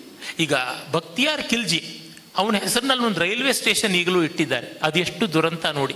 ಯಾವ ಜ್ಞಾನ ನಿಧಿಗಳನ್ನೇ ನಾಶನ ಮಾಡಿದ್ನೋ, ವಿಕ್ರಮಶೀಲಾ ವಿಶ್ವವಿದ್ಯಾಲಯವನ್ನಾಗಲಿ, ನಾಲಂದ ವಿಶ್ವವಿದ್ಯಾಲಯವನ್ನಾಗಲಿ. ನಾಲಂದ ಅಂದರೆ ಅಲಂ ದದಾತೀತಿ ನಾಲಂದ, ಕೊಡುಗೈಯಿಂದ ಕೊಡುತ್ತದೆ ಅಂತ. ತುಂಬ ಜನ ಅಂದುಕೊಂಡಂತೆ ಅದು ನಳಂದ, ನಲಂದ ಅಲ್ಲ, ನಾಲಂದ, ಅಲ್ಪ ಸ್ವಲ್ಪ ಅಲ್ಲ, ತುಂಬ ಕೊಡುತ್ತದೆ ಅಂತ. ಆ ವಿಶ್ವವಿದ್ಯಾಲಯ ಬಾಬರ್ನ ಕಾಲದಲ್ಲೂ ಇತ್ತು ಅಂತಂದರೆ, ಅಂದರೆ ಅದಕ್ಕಿಂತ ಮುಂಚೆ, ಅಂದರೆ ಹತ್ತತ್ರ 13ನೇ ಶತಮಾನದವರೆಗೂ ಇತ್ತು ಅಂತಂದರೆ ಗೊತ್ತಾಗುತ್ತದೆ. ಮತ್ತು ಯಾವಾಗ ಅದು ಹೋಯಿತು? ಬೌದ್ಧ ಜನಸಮುದಾಯಗಳಲ್ಲಿ ಪ್ರತ್ಯೇಕವಾಗಿರಲಿಲ್ಲ, ಸನ್ಯಾಸಿಗಳ ರೂಪದಲ್ಲಿತ್ತು. ಏನಾಯಿತು, ಬೌದ್ಧರು ಈಗ ಮಿಕ್ಕವರು ಜೈನರಲ್ಲಿ ಕೂಡ ಗೃಹಸ್ಥ, ಬ್ರಹ್ಮಚಾರಿ, ವಾನಪ್ರಸ್ಥ, ಸನ್ಯಾಸಿ ಅಂತ 4 ಆಶ್ರಮಗಳು ಇವೆ. ಬೌದ್ಧರಲ್ಲಿ ಇಲ್ಲ. ಯಾಕೆ ಇಲ್ಲ ಅಂದರೆ ಸನಾತನ ಧರ್ಮದವರೇ ಇಲ್ಲ. ವಿಶೇಷವಾಗಿ ಬೌದ್ಧ ಭಕ್ತಿ ಇಟ್ಕೊಂಡಿದ್ರೆ ಅವ್ರು ಇರ್ತಾ ಇದ್ರು. ಹೀಗಾಗಿ ಬೌದ್ಧರಿಗೆ ಪ್ರತ್ಯೇಕವಾಗಿ ಗೃಹಸ್ಥರು, ಬ್ರಹ್ಮಚಾರಿಗಳು ಅಂತ ಇಲ್ಲ. ಅದರಿಂದಾಗಿ ನೀವು ಬೌದ್ಧ ಗ್ರಂಥಗಳನ್ನು ನೋಡಿದಾಗ ನಿಮಗೆ ಗೊತ್ತಾಗುತ್ತೆ, ಗೃಹಸ್ಥರಿಗೆ, ಬ್ರಹ್ಮಚಾರಿಗಳಿಗೆ ಇತ್ಯಾದಿಗಳಿಗೆ ತುಂಬ ವ್ಯವಸ್ಥೆ ಮಾಡಿಲ್ಲ. ಕಾರಣ ಎಲ್ಲ ಸಮುದಾಯಗಳಿಂದ ಬರ್ತಾರೆ, ಅಲ್ಲಿ ಸನ್ಯಾಸಿಗಳು ನಡ್ಕೋತಾರೆ. ಹೀಗಾಗಿ ಅದು ಪ್ರಮುಖವಾಗಿ ಸಂಘಾರಾಮಗಳಿಗೆ, ವಿಹಾರಗಳಿಗೆ, ಅದಕ್ಕೆ ಕೇಂದ್ರೀಕೃತವಾಗಿತ್ತು. ಆದರೆ ಜೈನವಾಗಲಿ ಸನಾತನ ಧರ್ಮವಾಗಲಿ ಏನಾಗಿತ್ತು, ಇಡೀ ಸಮುದಾಯದಲ್ಲಿ ದೇವಸ್ಥಾನಗಳು, ಬಸ್ತಿಗಳು, ಕುಟುಂಬಿಕರು, ಸಂಸಾರಸ್ಥರು ಹೀಗೆಲ್ಲರ ಕಡೆಯಲ್ಲೂ ಇತ್ತು. ಹೀಗಾಗಿ ಅದು ಡಿಸೆಂಟ್ರಲೈಸ್ ಆಗಿತ್ತು. ಬೌದ್ಧ ಸೆಂಟ್ರಲೈಸ್ ಆಗಿದ್ದರಿಂದ ಇಸ್ಲಾಮಿನ ದಾಳಿ ಆದ ತಕ್ಷಣ, ಆಮೇಲೆ ಯುರೋಪಿನ ದಾಳಿ ಆದ ತಕ್ಷಣ ಆ ಸೆಂಟ್ರಲೈಸ್ಡ್ ಎಲ್ಲ ಹಾಳಾದಾಗ ಸನ್ಯಾಸಿಗಳೆಲ್ಲ ಇಲ್ಲವಾದರು, ಕೇಂದ್ರಗಳೆಲ್ಲ ನಷ್ಟವಾದವು. ಇದು ನಾನು ಮಾತ್ರ ಬರೀತಿರೋದಲ್ಲ. ದೊಡ್ಡ ಕಮ್ಯುನಿಸ್ಟ್ ಆಗಿದ್ದಂಥ ಮಹಾವಿದ್ವಾಂಸ ತ್ರಿಪಟಕಾಚಾರ್ಯ ಅಂತ ಹೆಸರಾಗಿದ್ದ ರಾಹುಲ್ ಸಾಂಕೃತ್ಯಾಯನ ಅವರು ಬರೆದಿದ್ದಾರೆ. ಅವರ ಹಿಂದಿ ಪುಸ್ತಕ ಬುದ್ಧಚರ್ಯ ಅಂತ ಇದೆ. ಅದನ್ನು ನೋಡಿದ್ರೆ ನಿಮಗೆ ಗೊತ್ತಾಗುತ್ತೆ. ಅವರು ಪ್ರಸ್ತಾವನೆಯಲ್ಲಿ ಬರೀತಾರೆ, ಬೌದ್ಧವನ್ನು ಯಾರೂ ಭಾರತದಿಂದ ಹೊರಗೆ ಓಡಿಸಲಿಲ್ಲ. ಅದು ಈ ನೆಲದಲ್ಲೇ ವಿದೇಶಿಯರ ಆಕ್ರಮಣದಿಂದ ಹಾಳಾಯಿತು. ಅದಷ್ಟು ಓಡೋಗುವಷ್ಟು ದುರ್ಬಲ ಅಲ್ಲ, ಇಲ್ಲಿನವರು ತುಳಿದಾಕುವಷ್ಟು ವೀಕ್ ಆದದ್ದು ಅಲ್ಲ ಅಂತೆಲ್ಲ ಬರೆದಿದ್ದಾರೆ. ಹೀಗಾಗಿ ಪರಕೀಯರ ಆಕ್ರಮಣದಿಂದ ಅಲ್ಲಿಯ ಕೇಂದ್ರಗಳು ನಷ್ಟವಾದವು. ಮತ್ತು ನಾನು ಮುಂಚೆನೇ ಹೇಳಿದೆ, ಅವುಗಳ ಕೇಂದ್ರಗಳು ಎಲ್ಲಿ ಹೆಚ್ಚಾಗಿದ್ದವು ಅಲ್ಲಿ ಇವತ್ತು ಪಾಕಿಸ್ತಾನ, ಬಾಂಗ್ಲಾದೇಶ, ಕಾಶ್ಮೀರ, ಈ ಲಡಾಖ್ನಲ್ಲಿ ಒಂದು ಸ್ವಲ್ಪ ಮಹಾಯಾನ ಇದೆ ಅಂತೀವಿ. ಕಾಶ್ಮೀರದಲ್ಲೆಲ್ಲ ವ್ಯಾಪಕವಾಗಿತ್ತು, ಅಫ್ಘಾನಿಸ್ತಾನದಲ್ಲಿ ವ್ಯಾಪಕವಾಗಿತ್ತು. ಅಲ್ಲಿ ಹೋಗಿದ್ದಕ್ಕೆ ಅದು ಕಾರಣ. ಹೀಗಾಗಿ ಬೌದ್ಧ ಇಲ್ಲೆಲ್ಲ ವ್ಯಾಪಕವಾಗಿತ್ತು, ಅಲ್ಲಿಯ ಕೇಂದ್ರಗಳು ನಷ್ಟವಾಗಿ ನಾಶವಾಗಲ್ಪಟ್ಟು ಈ ತರಹ ಮತಾಂತರವಾಗಿ ಆಗಿರುವಂಥದ್ದೇ ಹೊರತು ಬೇರೆ ಯಾವ ರೀತಿಯಿಂದಲೂ ಅಲ್ಲ. ಇನ್ನು ಚೈನಾಗೆ ಮಾತ್ರವಲ್ಲ, ಇಂಡೋನೇಷ್ಯಾ, ಥೈಲ್ಯಾಂಡು ಮೊದಲಾದ ಎಲ್ಲ ಆಗ್ನೇಯ ಏಷ್ಯಾ ಅಂತ ಕರಿತೀವಲ್ಲ, ಸೌತ್ ಈಸ್ಟ್ ಏಷ್ಯನ್ ಕಂಟ್ರೀಸ್, ಅಲ್ಲಿಗೆಲ್ಲ ಹೋಯಿತು. ಆ ದೇಶಗಳೆಲ್ಲ ಏನು ಭಾರತಕ್ಕೆ ವಿರೋಧಿಗಳಾಗಿಲ್ಲ. ಜಪಾನಿಗೆ ಹೋಯಿತು, ಜಪಾನ್ ಏನು ವಿರೋಧಿ ಆಗಿಲ್ಲ. ಚೈನಾ ವಿರೋಧಿ ಆಗಿರೋದು ಬೌದ್ಧ ಇರೋದ್ರಿಂದ ಅಲ್ಲ, ಅದನ್ನು ಬಿಟ್ಟಿದ್ರಿಂದ. ಇವತ್ತು ಅದು ಕಮ್ಯುನಿಸ್ಟ್ ದೇಶ, ಮತವಿಲ್ಲದ ದೇಶ, ದೇವರಿಲ್ಲದ ದೇಶ, ಅದರಿಂದ ಅದು ವಿರೋಧಿಯಾಗಿದೆ. ನಾಸ್ತಿಕ್ಯ ಇನ್ನೇನು ಮಾಡಿದ್ರೂ ಮನುಷ್ಯನ ಅಹಂಕಾರವನ್ನು ಬೆಳೆಸುತ್ತೆ. ಆಸ್ತಿಕ್ಯ ಇನ್ನೇನು ಉಪಕಾರ ಮಾಡದೇ ಇದ್ರೂ ನಮ್ರತೆಯನ್ನು ಬೆಳೆಸುತ್ತೆ. ಹೀಗಾಗಿ ನನಗಿಂತ ದೊಡ್ಡದು ಒಂದಿದೆ ಅಂದರೆ ಮನುಷ್ಯ ಸಹಜವಾಗಿ ಬಗ್ಗುತ್ತಾನೆ. ನನ್ನ ಮೇಲೆ ಯಾರೂ ಇಲ್ಲ ಅಂದರೆ ನೋಡಿ, ಇವತ್ತು ಒಬ್ಬ ವಿಚಾರವಾದಿ ಅಂತ ಹೇಳ್ಕೊಂಡು, ನಾಸ್ತಿಕ ಅಂತ ಹೇಳ್ಕೊಂಡು ಅವನಿಗೆ ಒಂದು ಕೆಚ್ಚು ಅಹಂಕಾರದ ಕಡೆಗೆ ಆಚೀಚೆ ಓಡಾಡ್ತಿರುತ್ತೆ, ಬಾರ್ಡರಿಂಗ್ ಆನ್ ಈಗೋ ಇರುತ್ತೆ. ಅದೇ ಒಬ್ಬ ಭಕ್ತ ಆದವನು ಎಷ್ಟು ಬೂಟಾಟಿಕೆ ಮಾಡಿದ್ರು ಸ್ವಲ್ಪ ತಗ್ಗಿರ್ತಾನೆ. ಈ ಒಂದು ಅಂಶ ಉಂಟಲ್ಲ. ಚೈನಾ ಕಮ್ಯುನಿಸ್ಟ್ ಆದ ಮೇಲಿಂದ ಭಾರತಕ್ಕೆ ವಿರೋಧವಾಗಿದೆ ಅಷ್ಟೇ. ಮೊದಲು ಹಾಗೇನೂ ಇರಲಿಲ್ಲ, ಬಹಳ ಒಳ್ಳೆಯ ಸಂಬಂಧಗಳಿದ್ದವು. ಪ್ರಶ್ನೆ ಇದೆ, ಯಾರಿಗೆ ಪರ್ಟಿಕ್ಯುಲರ್ ಅವ್ರ ಹೆಸರು ಯಾರಿಗೆ ಕೇಳಿದಾರೆ ಅಂತ ಬರೆದಿಲ್ಲ. ಸದ್ಗತಿ ಎಂದರೇನು? ಅದು ಸನ್ಯಾಸಿಗೂ ಅಥವಾ ಗೃಹಸ್ಥನಿಗೂ? ಚೆನ್ನಾಗಿಲ್ಲ, ನೀನು ಹೇಳ್ತಾರೆ, ನೀವು ತುಂಬ ಚೆನ್ನಾಗಿ ಹೇಳ್ತಾರೆ. ನಮ್ಮ ಸದ್ಗತಿ ಅಲ್ಲ, ಅಯ್ಯೋ ಅದಕ್ಕೆ ಚೆನ್ನಾಗಿ ಹೇಳೋದಕ್ಕಾಗುತ್ತೆ ಸರ್. ಅದು ತುಂಬ ಚಂದದ ಮಾತು. ಸದ್ಗತಿ ಎಂದರೇನು ಅಂತ ಹೆಸರೇ ಹೇಳುತ್ತೆ. ಸದ್ಗತಿ, ಒಳ್ಳೆ ಹಾದಿ. ಒಳ್ಳೆ ಹಾದಿನ ಯಾರಾದರೂ ಪಡ್ಕೋಬೋದು. ಅದು ಸದ್ಗತಿ ಆಗಬೇಕಾದ್ರೆ ಸನ್ಯಾಸನೇ ತಗೋಬೇಕು ಅಂತ ಇಲ್ಲ. ವಿವೇಕಾನಂದರು ಹೇಳ್ತಾರೆ, ಗೃಹಸ್ಥಾಶ್ರಮ ಭಾಳ ಒಳ್ಳೆಯದು ಸದ್ಗತಿ ಸಿಗೋದಕ್ಕೆ ಅಂತ. ಇಲ್ಲಿರುವಷ್ಟು ಕಷ್ಟ ಸನ್ಯಾಸಿಗಳಿಗಿಲ್ಲ, ಹೌದಲ್ವಾ? ಅದಕ್ಕೆ ಅವರು ಒಂದು ಉದಾಹರಣೆ ಕೊಡ್ತಾರೆ, ಒಂದು ಭಾಳ ಚಂದದ ಕಥೆ ಹೇಳ್ತಾರೆ. ಮರದ ಮೇಲೆ ಪಕ್ಷಿಗಳಿದ್ದು ಅಂತೆ, ಗಂಡ ಹೆಂಡತಿ, 2 ಮರಿಗಳಿದ್ದು ಅಂತೆ. ಒಬ್ಬ ಯಾತ್ರಿ ಬಂದ, ಅಲ್ಲಿ ಸನ್ಯಾಸಿ ಬಂದ, ಊಟ ಸಿಕ್ಕಿಲ್ಲ ಅವನಿಗೆ, ಕಂಗಾಲಾಗಿದ್ದಾನೆ. ಕೆಳಗೆ ಬಂದ, ಚಳಿ ಇದೆ, ಬೆಚ್ಚಿ ಮಾಡ್ಕೋಬೇಕು ಅಂತ ಕಟ್ಟಿಗೆ ಎಲ್ಲ ಹಾಕಿ ಬೆಂಕಿ ಮಾಡಿ ಮೈ ಕಾಯಿಸ್ಕೋತಾ ಇದ್ದ. ಮೇಲೆ ಆ ತಂದೆ ಹಕ್ಕಿ ನೋಡ್ತು. ಪಾಪ ಅವನಿಗೆ ಹಸಿವೆ ಆಗಿದೆ, ಏನು ಸಿಕ್ಕಿಲ್ಲ ಅವನಿಗೆ, ಅವಾಗೇನಾದ್ರು ಕೊಡಬೇಕು ಅಂತ ಹೇಳಿ ಆ ತಂದೆ ಪಕ್ಷಿ ಬಂದು ಬೆಂಕಿಯಲ್ಲಿ ಬಿತ್ತಂತೆ, ಅವನು ತಿನ್ನಲಿ ಅಂತ. ತಾಯಿ ಅಂತೂ ಅವನಿಗೆ ಹೆಂಗೆ ಸಾಕಾಗತ್ತೆ, ಇಷ್ಟು ಒಂದು ಗುಬ್ಬಚ್ಚಿ ಇದ್ದಂಗೆ ಇದ್ದೀವಿ ನಾವು, ತಾನೂ ಬಂದುಬಿತ್ತು, ಮರಿಗಳು ಬಂದುಬಿತ್ತಂತೆ ಅದ್ರೊಳಗೆ, ಅವನು ಹೊಟ್ಟೆ ತುಂಬಿಸ್ಬೇಕು ಅಂತ. ಆ ಸನ್ಯಾಸಿ ಹೇಳ್ತಾನೆ, ನನಗಿದು ಬರ್ತಿರಲಿಲ್ಲ, ನಾನಾಗಿದ್ದರೆ ಅದು ಗೃಹಸ್ಥಾಶ್ರಮದಲ್ಲಿರುವ ಪಕ್ಷಿಗಳಾದ್ದರಿಂದ ಬಂತು. ಆದ್ದರಿಂದ ಸದ್ಗತಿ ಆಗಬೇಕಾದ್ರೆ ಗೃಹಸ್ಥಾಶ್ರಮದಲ್ಲೇ ಜಾಸ್ತಿ ಆಗಬೇಕು ಅಂತ.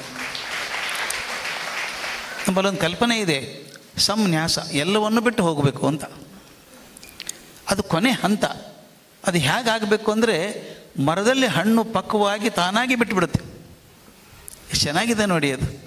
ಮರ ಹಣ್ಣಾಗೋ ತನಕ ಮರ ಬಿಡೋಕ್ಕಾಗಲ್ಲ. ಮರದಿಂದಾನೇ ಎಲ್ಲ ಸಾರ ಸರ್ವಸ್ವ ಹೀರ್ಕೊಂಡು ಚೆನ್ನಾಗಿ ಬೆಳೀತದೆ. ಒಂದು ಸಲ ಪಕ್ವಾಯಿತು ಅಂದರೆ ಮರ ಬೇಡ ಅದಕ್ಕೆ. ಇದು ಉಜ್ಜೀವನ ಪ್ರಕ್ರಿಯೆ ಅಂತ ಕರಿತೀವಿ. ಆ ಉಜ್ಜೀವನ ಆಗಬೇಕಾದ್ರೆ ಆ ಪಾಕ ಬರಬೇಕು, ಬಿಡಬೇಕು. ಅದಕ್ಕೆ ಬಸವಣ್ಣ ಚಂದ ಹೇಳ್ತಾರೆ, ತೊಟ್ಟು ಕಳಚಿ ಬೀಳುವ ಮುಂದೆ ಕೂಡಲ ಸಂಗಮ ದೇವ ಬಂದು ಹಿಡಿದುಕೊಂಡ ಅಂತ. ಕೂಡಲ ಸಂಗಮ ಹಿಡ್ಕೊಳ್ಳೋದು ಆವಾಗಲೇ, ತೊಟ್ಟು ಕೀಳುವಾಗಲೇ. ತೊಟ್ಟು ಕೀಳಬೇಕಾದ್ರೆ ನಾವು ಸನ್ಯಾಸಕ್ಕೆ ಹೋಗಬೇಕು ಅಂತಲ್ಲ, ಇದ್ದಲ್ಲೇ ಮಾಡ್ಬೋದು.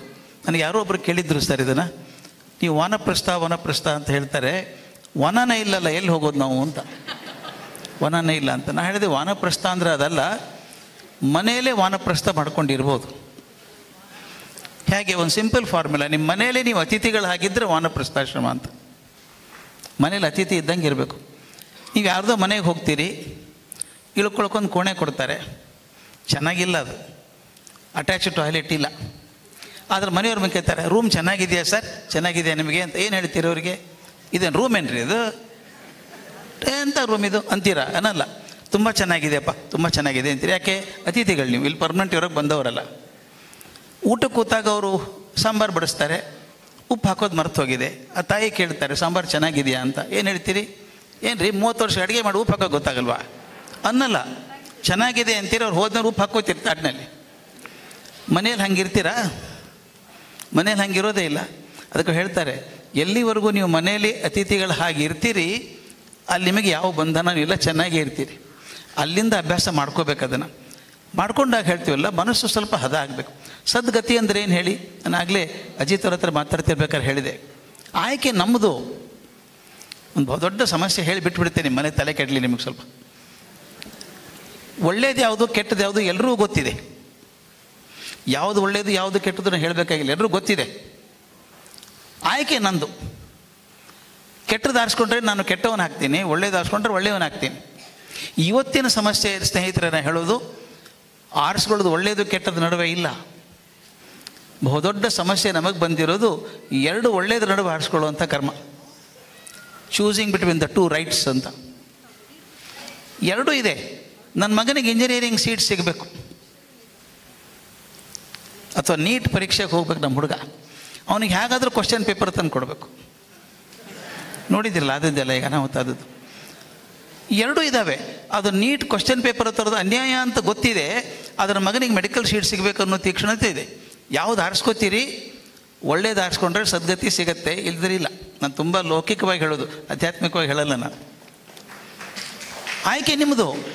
ಈಗ ಒಂದು ಪ್ರಶ್ನೆ ಬರುತ್ತೆ, ಇದು ಎಷ್ಟು ಕಷ್ಟ ಇದೆ ಜೀವನದಲ್ಲಿ ಅಂದರೆ, ಈಗ ಒಂದು ಕಂಪನಿಯಲ್ಲಿ ಕೆಲಸ ಮಾಡ್ತಾರೊಬ್ಬರು, 30 ವರ್ಷ ಕೆಲಸ ಮಾಡಿದ್ದಾನೆ, ಪ್ರಾಮಾಣಿಕವಾಗಿ ಅತ್ಯಂತ ಜೀವ ಒತ್ತೆ ಇಟ್ಟು ಕೆಲಸ ಮಾಡಿದ್ದಾನೆ.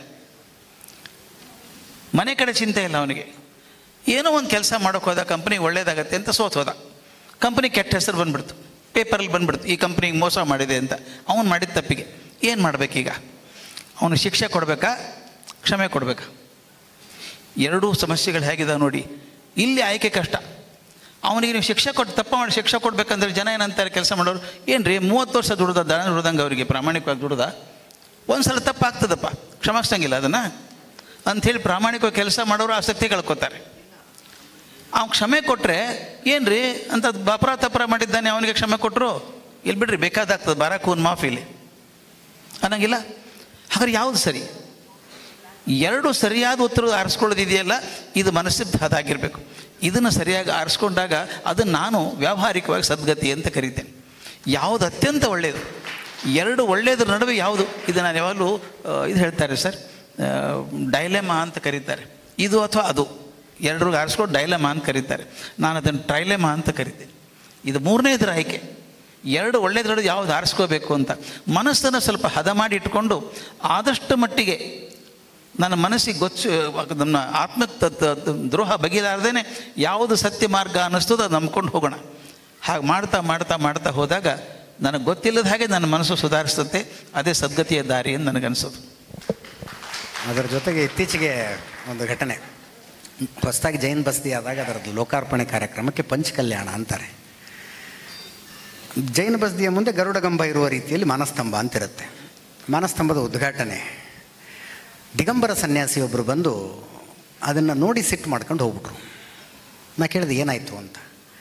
ಮಾನಸ್ತಂಭದ ಶಿಲೆಯ ಮೇಲೆ ಅವ್ರ ಹೆಸರು ಹಾಕಿಲ್ಲ ಅಂತ ಸಿಟ್ಟಿಗೆದ್ದಿದ್ದಾರೆ ಅವರು.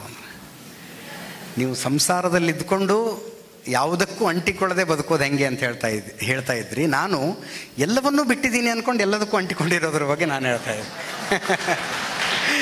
ದಿಗಂಬರ ಸನ್ಯಾಸಿ ಮನೆ ಬಿಟ್ಟಿದ್ದಾರೆ, ಸಂಸಾರ ಬಿಟ್ಟಿದ್ದಾರೆ, ಮೈಮೇಲಿನ ಬಟ್ಟೆ ಬಿಟ್ಟಿದ್ದಾರೆ,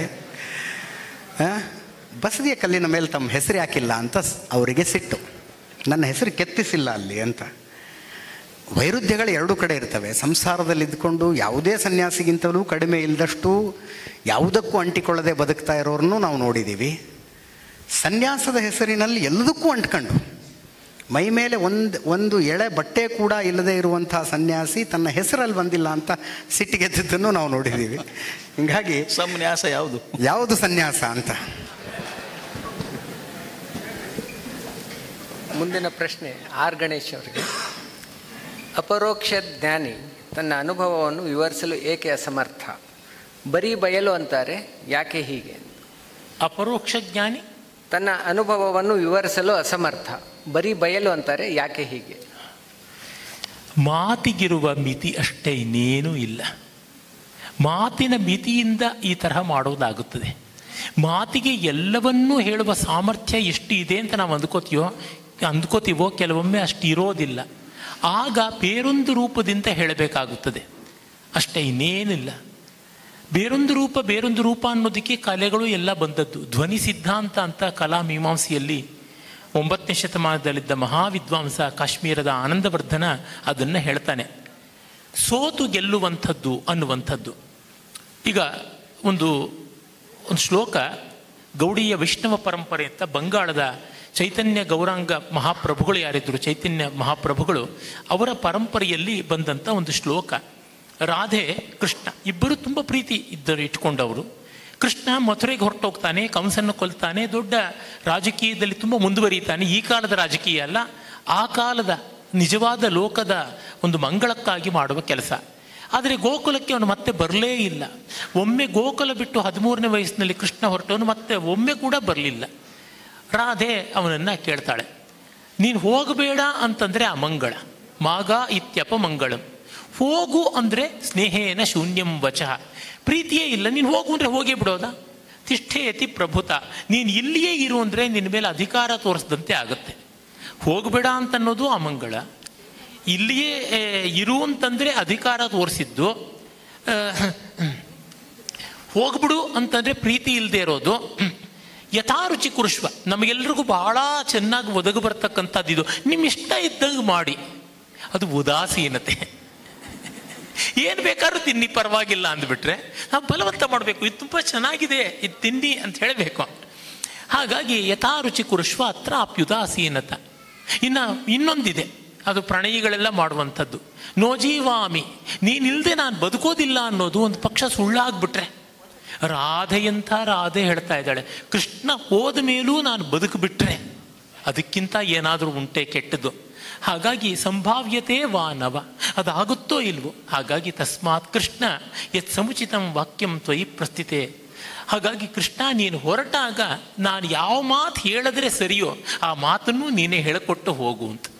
ಕೃಷ್ಣನಿಗೂ ಆಗೋಲ್ಲ ಇದು. ಅಂದರೆ ಏನು, ಮಾತಿಗೆ ಮೀರಿದ್ದು ಅಂತ. ಡಿ ವಿ ಜಿಯವರು ಹೇಳ್ತಾರೆ, ಹೊರಟು ಯಾನವ ಭಾಷೆ ಮಂಕುತಿಮ್ಮ.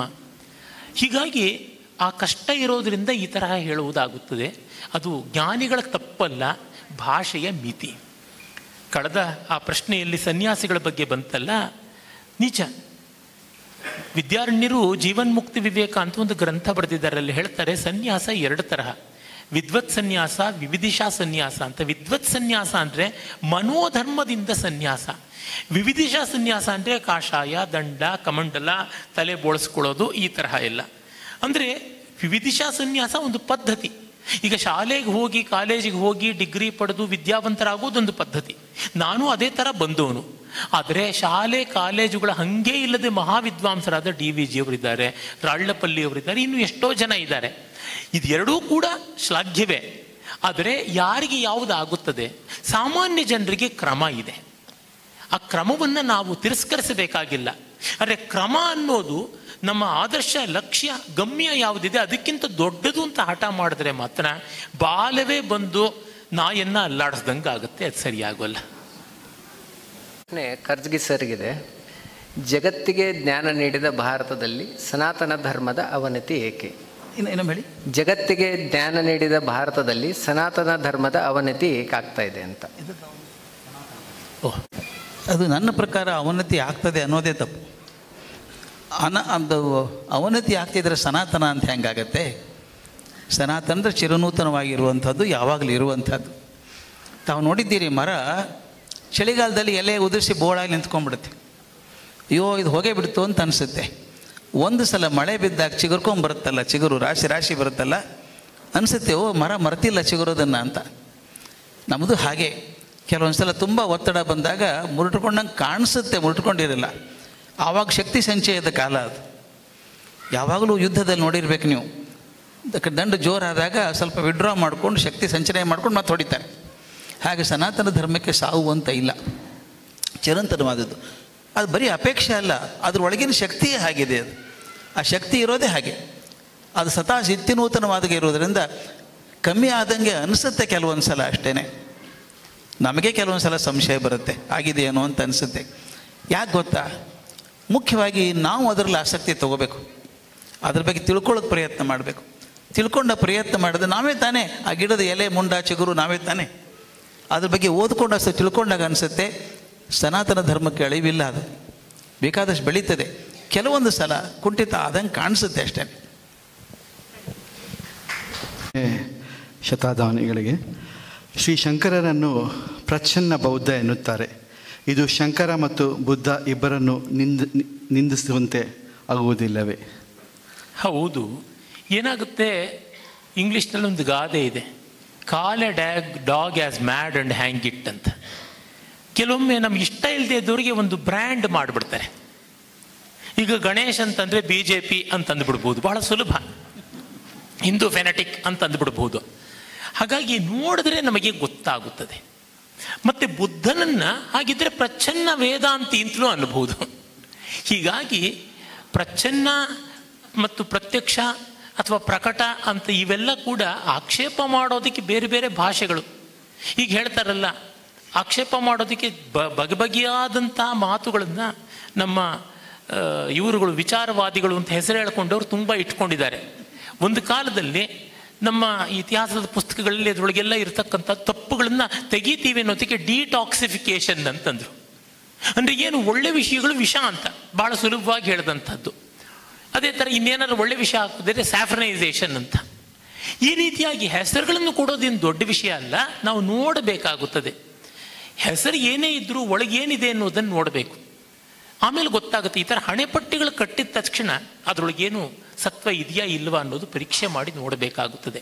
ಮತ್ತು ಇನ್ನೂ ಒಂದು ನಾವು ಗಮನಿಸಬೇಕು, ಏನಂದರೆ ಅದು ಎಂಥ ಒಂದು ಪರಿಶುದ್ಧ ಅನ್ನುವ ವಿಚಾರ ಕೂಡ ಕಾಲಗತಿಯಲ್ಲಿ ಬೇರೆ ಬೇರೆ ವಿಷಯಗಳಿಂದ ಪ್ರಭಾವಿತವಾಗಿ ತಮ್ಮದಾದ ರೀತಿಯಲ್ಲಿ ಪರಿಷ್ಕಾರವನ್ನು ಬದಲಾವಣೆಯನ್ನು ಹೊಂದುತ್ತಾನೆ ಇರುತ್ತದೆ. ಉದಾಹರಣೆಗೆ ನೋಡಿ, ಸಂಸ್ಕೃತ ಸಾಹಿತ್ಯದ ಪ್ರಭಾವ ಎಲ್ಲ ಭಾರತೀಯ ಭಾಷೆಗಳ ಮೇಲೆ ಇತ್ತು. ಆಮೇಲೆ ಇಂಗ್ಲೀಷಿನ ಸಾಹಿತ್ಯದ ಪ್ರಭಾವ ಎಲ್ಲ ಭಾರತೀಯ ಭಾಷೆಗಳ ಮೇಲಿದೆ.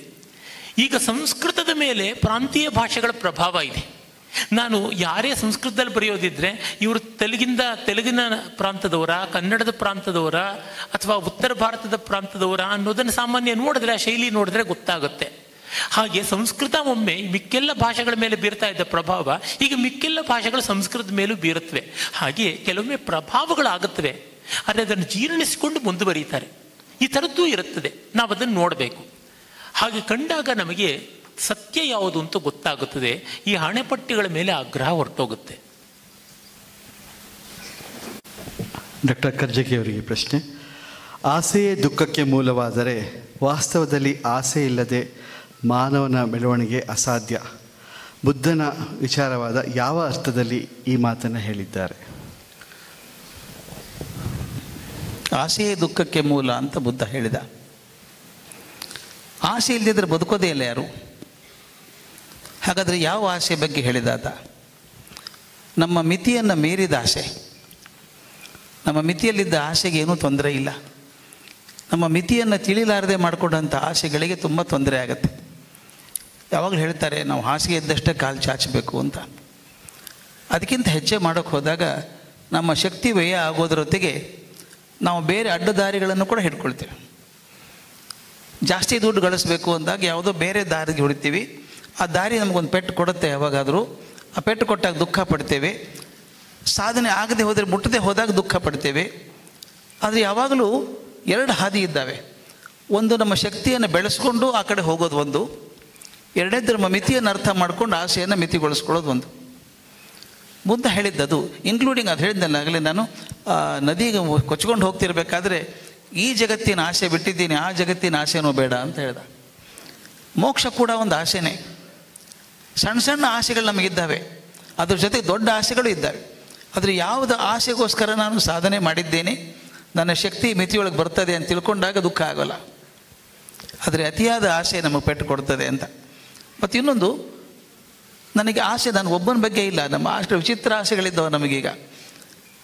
ಊಟದ ಆಸೆ ಅಲ್ಲ, ಎಲ್ಲ ಹಂತದಲ್ಲೂ ನಮಗೆ ಆಸೆಗಳು ಬಂದಿದ್ದ. ಇದು ಪೇಪರಲ್ಲಿ ನೋಡಿ, ನ್ಯೂಸ್ ಪೇಪರಲ್ಲಿ ನೋಡಿ, ಅಜಿತ್ ಅವರು ಚೆನ್ನಾಗಿ ಗೊತ್ತಿರುತ್ತೆ, ಅವ್ರ ಹೆಡ್ಲೈನ್ ನ್ಯೂಸ್ ಬಂದೇ ಬರ್ತಾವೆ ಬೇಕಾದಷ್ಟು. ಅವೆಲ್ಲ ಬಂದದ್ದು ಎದಕ್ಕೆ ಅಂತ ತಿಳ್ಕೊಳ್ಳಿ, ಯಾವುದೋ ಒಂದು ಆಸೆಗೋಸ್ಕರ. ಅದು ಅತಿಯಾದ ಆಸೆ, ನನ್ನ ಮಿತಿಯನ್ನು ಮೀರಿದಂಥ ಆಸೆ. ಅದು ಎಷ್ಟು ದೊಡ್ಡ ಪೆಟ್ಟು ಕೊಡುತ್ತೆ ಗೊತ್ತಾ? ಎತ್ತರಕ್ಕೆ ಹೋದವ್ರನ್ನ ಟಕ್ಕಂತ ಕೆಳಗೆ ಬೀಳಿಸುತ್ತೆ. ನಾವು ಕಂಡಿದ್ದೇವೆ, ಯಾರನ್ನು ದೇವತೆಗಳು ಅಂದ್ಕೊಂಡಿದ್ಯೋ ಅವರೆಲ್ಲ ಕಾಲೆಲ್ಲ ರಾಡಿಯಾಗಿದೆ ಅನ್ನೋದು ಕಾಣುತ್ತೆ. ಏಂಜಲ್ಸ್ ವಿತ್ ಕ್ಲೇ ಫೀಟ್ ಅಂತ ಬಂದಿರೋದು ಅದಕ್ಕೆ. ಅದು ತುಂಬ ದೊಡ್ಡವರಾದವ್ರು ತಪ್ಪು ಮಾಡಿದ್ದೆ ಅದಕ್ಕೆ ಹೇಳಿ, ಯಾವುದೋ ಒಂದು ಆಸೆ. ಅದಕ್ಕೆ ಹೇಳ್ತಾರೆ, ಆಸೆ ಮಾಡೋದಕ್ಕಿಂತ ಮೊದಲು ಅದು ಬೇಕಾದ ಆಸೆನ, ಅವಶ್ಯವಾದ ಆಸೆನ, ನನ್ನ ಶಕ್ತಿ ಮಿತಿಯಲ್ಲಿ ಇದೆಯಾ ಅಂತ ನೋಡ್ಕೊಳ್ಬೇಕು. ಇನ್ನೂ ನನ್ನ ಶಕ್ತಿಯನ್ನು ಹೆಚ್ಚಿಗೆ ಮಾಡ್ಕೋಬೇಕು ಅಷ್ಟೇ ಅಂತಾಗಿ. ಅದು ಮಿತಿ ಮೀರಿದರೆ ಅದು ಪೆಟ್ಟು ಕೊಡೋ ಆಸೆ. ಅಂಥದ್ದು ಆಸೆ ಬೇಡ ಅಂತ ದುಃಖಕ್ಕೆ ಕಾರಣ. ಸಣ್ಣ ಸಣ್ಣ ಆಸೆಗಳಿಗೆ ದುಃಖ ಬರಲ್ಲ, ದೊಡ್ಡ ಆಸೆಗಳು ಮಾತ್ರ ದುಃಖ ಬರುತ್ತೆ. ಆ ಆಸೆಗಳು ಬೇಡ ಅಂತ ಹೇಳಿದ್ದು ಬುದ್ಧ. ಅಜಿತ್ ಸರ್ಗೆ ಪ್ರಶ್ನೆ. ಅಖಂಡ ಭಾರತವಿತ್ತು, ಇಸ್ಲಾಮೀಕರಣದ ಪರಿಣಾಮವಾಗಿ ಅಫ್ಘಾನಿಸ್ತಾನ, ಪಾಕಿಸ್ತಾನ, ಬಾಂಗ್ಲಾ ಕಳೆದುಕೊಂಡೆವು. ಇವತ್ತಿಗೂ ಕೂಡ ಭಾರತದಲ್ಲಿ ಇಸ್ಲಾಂ ವ್ಯಾಪಕವಾಗಿ ಬೆಳೆಯುತ್ತಿದೆ. ಮುಂದಿನ ಭಾರತ ಭೀಕರವಾಗಿರುತ್ತಾ? ಭೀಕರವಾಗಿರುತ್ತಾ ಅನ್ನೋ ಶಬ್ದನೇ ಕೇಳೋಕೆ ಒಂಥರ ಅನಿಸುತ್ತೆ ನನಗೆ. ಅದನ್ನ ನೆನೆಸ್ಕೊಂಡಾಗಲೆಲ್ಲ ಅನಿಸೋದು, ಆ ಗಜನಿ ಗೋರಿ ದಾಳಿ ಮಾಡಿದಾಗಲೇ ಏನಾಗಿಲ್ಲ ನಮ್ಮ ದೇಶಕ್ಕೆ, ಈಗೇನಾಗುತ್ತೆ ಬಿಡಿ ಅಂತ. ದಂಡೆತ್ಕೊಂಡು ಅಷ್ಟು ದೊಡ್ಡ ದೊಡ್ಡ ಸೈನ್ಯ ತಗೊಂಡು ಬಂದು ದಾಳಿ ಮಾಡಿ ಕಂಡ ದೇವಸ್ಥಾನಗಳನ್ನು ನೋಡೋದು, ಲೂಟಿ ಮಾಡ್ಕೊಂಡು ಹೋಗಿ ಎಲ್ಲ ಆದಾಗಲೂ ಈ ದೇಶವನ್ನು, ಅಂದರೆ ಅಫ್ಕೋರ್ಸ್ ಅದೊಂದು ಮಧ್ಯದಲ್ಲಿ ಅದೊಂದು ಅವಧಿ ಬಂತು, ಭಾರತೀಯತೆ ಅಂತ ಏನು ಕರಿತೀವಲ್ಲ, ಅದಕ್ಕೆ ಏನು ಡಿಪ್ ಇತ್ತು, ಮತ್ತು ಮೇಲೆ ಎದ್ದು ನಿಂತ್ಕೊಳ್ಳುತ್ತೆ. ಎರಡನ್ನೂ ನೋಡಿದ್ದೀವಿ ನಾವು. ಒಂದು ರೀತಿಯಲ್ಲಿ ದಾಳಿಗೀಡಾಗಿ ಈ ದೇವಸ್ಥಾನಗಳನ್ನು ರಕ್ಷಿಸಿಕೊಳ್ಳೋದಕ್ಕೆ ಸನ್ಯಾಸಿಗಳೇ ಖಡ್ಗ ಹಿಡಿದು ಎದುರಿಗೆ ನಿಲ್ಲಬೇಕಾದ ಪರಿಸ್ಥಿತಿಯಿಂದ ಹಿಡಿದು, ಪ್ರಪಂಚದಲ್ಲಿ ಇನ್ಯಾವ ನಾಗರಿಕತೆಗೂ ತನ್ನ ಹೆಗ್ಗುರುತನ್ನು ವಾಪಸ್ ಕಟ್ಕೊಳ್ಳೋದಕ್ಕಾಗಲಿಲ್ಲ. ಬಟ್ ನಾವು ಕಟ್ಕೊಂಡ್ವಿ. ಅಯೋಧ್ಯೆಯಲ್ಲಿ ನಾಶವಾದ ಹೆಗ್ಗುರುತನ್ನು ವಾಪಸ್ ಕಟ್ಕೊಳ್ಳೋಕ್ಕಾಗಿರಲಿಲ್ಲ. ಇಸ್ಲಾಮಿನ ದಾಳಿಗಳು ಅಂತ ಮಾತಾಡ್ತಿದ್ದಾರೆ. ಇಸ್ಲಾಮಿನ ದಾಳಿಗಳ ವೇಗ 7ನೇ ಶತಮಾನದಲ್ಲಿ ಹೆಂಗಿತ್ತು?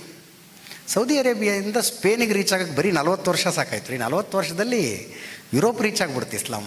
ಒಂಥರ ವರ್ಲ್ಡ್ ಮ್ಯಾಪ್ ತೆಗೆದು ನೋಡಿ, ಈಜಿಪ್ತು, ಇರಾನು, ಈ ಯುರೇಷಿಯನ್ ರಾಷ್ಟ್ರಗಳು 60ರಿಂದ 70 ವರ್ಷದಲ್ಲಿ ಮುಗಿದೋದು. ಭಾರತದ ಗಡಿಯಲ್ಲಿ ಬಂದು ಭಾರತದಲ್ಲಿ ಒಬ್ಬ ರಾಜ ದಾಹಿರ್ನನ್ನು ಸೋಲ್ಸೋದಕ್ಕೆ 300 ವರ್ಷ ಬೇಕಾಯಿತು. ಇಸ್ಲಾಮಿಕ್ ಧ್ವಜವನ್ನು ಅಫ್ಘಾನಿಸ್ತಾನದಲ್ಲಿ ನೆಡೋದಕ್ಕೆ 300 ವರ್ಷ, ಅಲ್ಲಿಂದ ದೆಹಲಿ ತನಕ ಬರೋದಕ್ಕೆ 700 ವರ್ಷ ಬೇಕಾಯಿತು.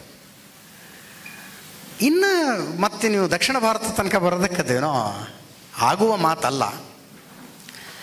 ಆ ಕಾಲ ಮುಗಿದಿದೆ. ಏನೋ ಖಡ್ಗ ಹಿಡ್ಕೊಂಡು ಎದುರಿಸ್ಬೇಕು, ಕುದುರೆ ಮೇಲೆ ಹೋಗಿ ಯುದ್ಧ ಮಾಡಬೇಕು, ಆ ಕಾಲ ಮುಗಿದಿದೆ. ಈಗೇನೇ ಇದ್ದರೂ ಬೌದ್ಧಿಕವಾದಂಥದ್ದು. ತುಂಬ ಸಲ ಹೇಳ್ತಿರ್ತೀವಿ, ನಾನೇ ಹೇಳ್ತಿರ್ತೀನಿ ಚರ್ಚೆಗಳಲ್ಲಿ, ನಾನು ಹುಲಿಯನ್ನು ತಿನ್ನುವುದಿಲ್ಲ, ಆದ್ದರಿಂದ ಹುಲಿ ನನ್ನನ್ನು ತಿನ್ನಬಾರ್ದು ಅನ್ನೋ ಲೆಕ್ಕಾಚಾರದಲ್ಲಿ ನಾವೆಲ್ಲ ಬದುಕ್ತಾ ಇದ್ದೀವಿ. ನಾನು ಹಾವನ್ನು ಕಚ್ಚೋದಿಲ್ಲ, ಆದ್ದರಿಂದ ಹಾವು ನನಗೆ ಕಚ್ಚಬಾರ್ದು ಅಂತ. ಹಾಗಲ್ಲ, ಹಾವಿನ ಸ್ವಭಾವ ಕಚ್ಚೋದು, ತಿನ್ನೋ ಸ್ವಭಾವ ಹುಲಿದು. ಆದ್ದರಿಂದ ನಾವು ಅದರ ವಿರುದ್ಧ ಏನು ಪ್ರಿಕಾಷನ್ ತಗೋಬೇಕು, ಆ ಪ್ರಿಕಾಷನ್ನಲ್ಲಿ ನಾವು ಬದುಕಬೇಕಾಗಿದೆ. ತುಂಬ ದುರ್ದಿನಗಳು ಬರ್ತವೆ ಅಂತ ನನಗನ್ಸೋದಿಲ್ಲ. ಅದು ಬಂದರೆ ನಮ್ಮ ನಿಮ್ಮೆಲ್ಲರ ಮೈಮರವಿನಿಂದ ಬರಬಹುದೇ ಹೊರತು ಯಾರದ್ದೋ ಶಕ್ತಿಯಿಂದ ಬರುತ್ತೆ ಅಂತಲ್ಲ.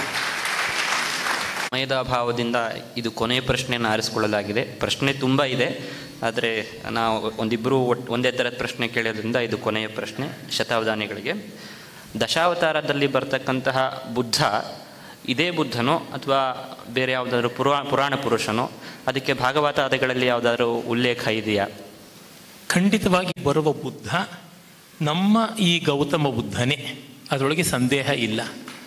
ಪುರಾಣಗಳಲ್ಲಿ ಕೆಲವು ಕಡೆ ವಿಷ್ಣುವಿನ ಅವತಾರವಾಗಿ ರಾಕ್ಷಸರ, ತ್ರಿಪುರಾಸುರರ ಪತ್ನಿಯರ ಪಾತಿವೃತ್ಯ ಭಂಗಕ್ಕಾಗಿ ಬುದ್ಧನ ಚಿತ್ರಣ ಆಗಿದೆ ಎನ್ನುವುದು ಖಂಡಿತವಾಗಿ ಯಾವುದೋ ಮತಾಭಿಮಾನಿಯ ಪ್ರಕ್ಷೇಪ.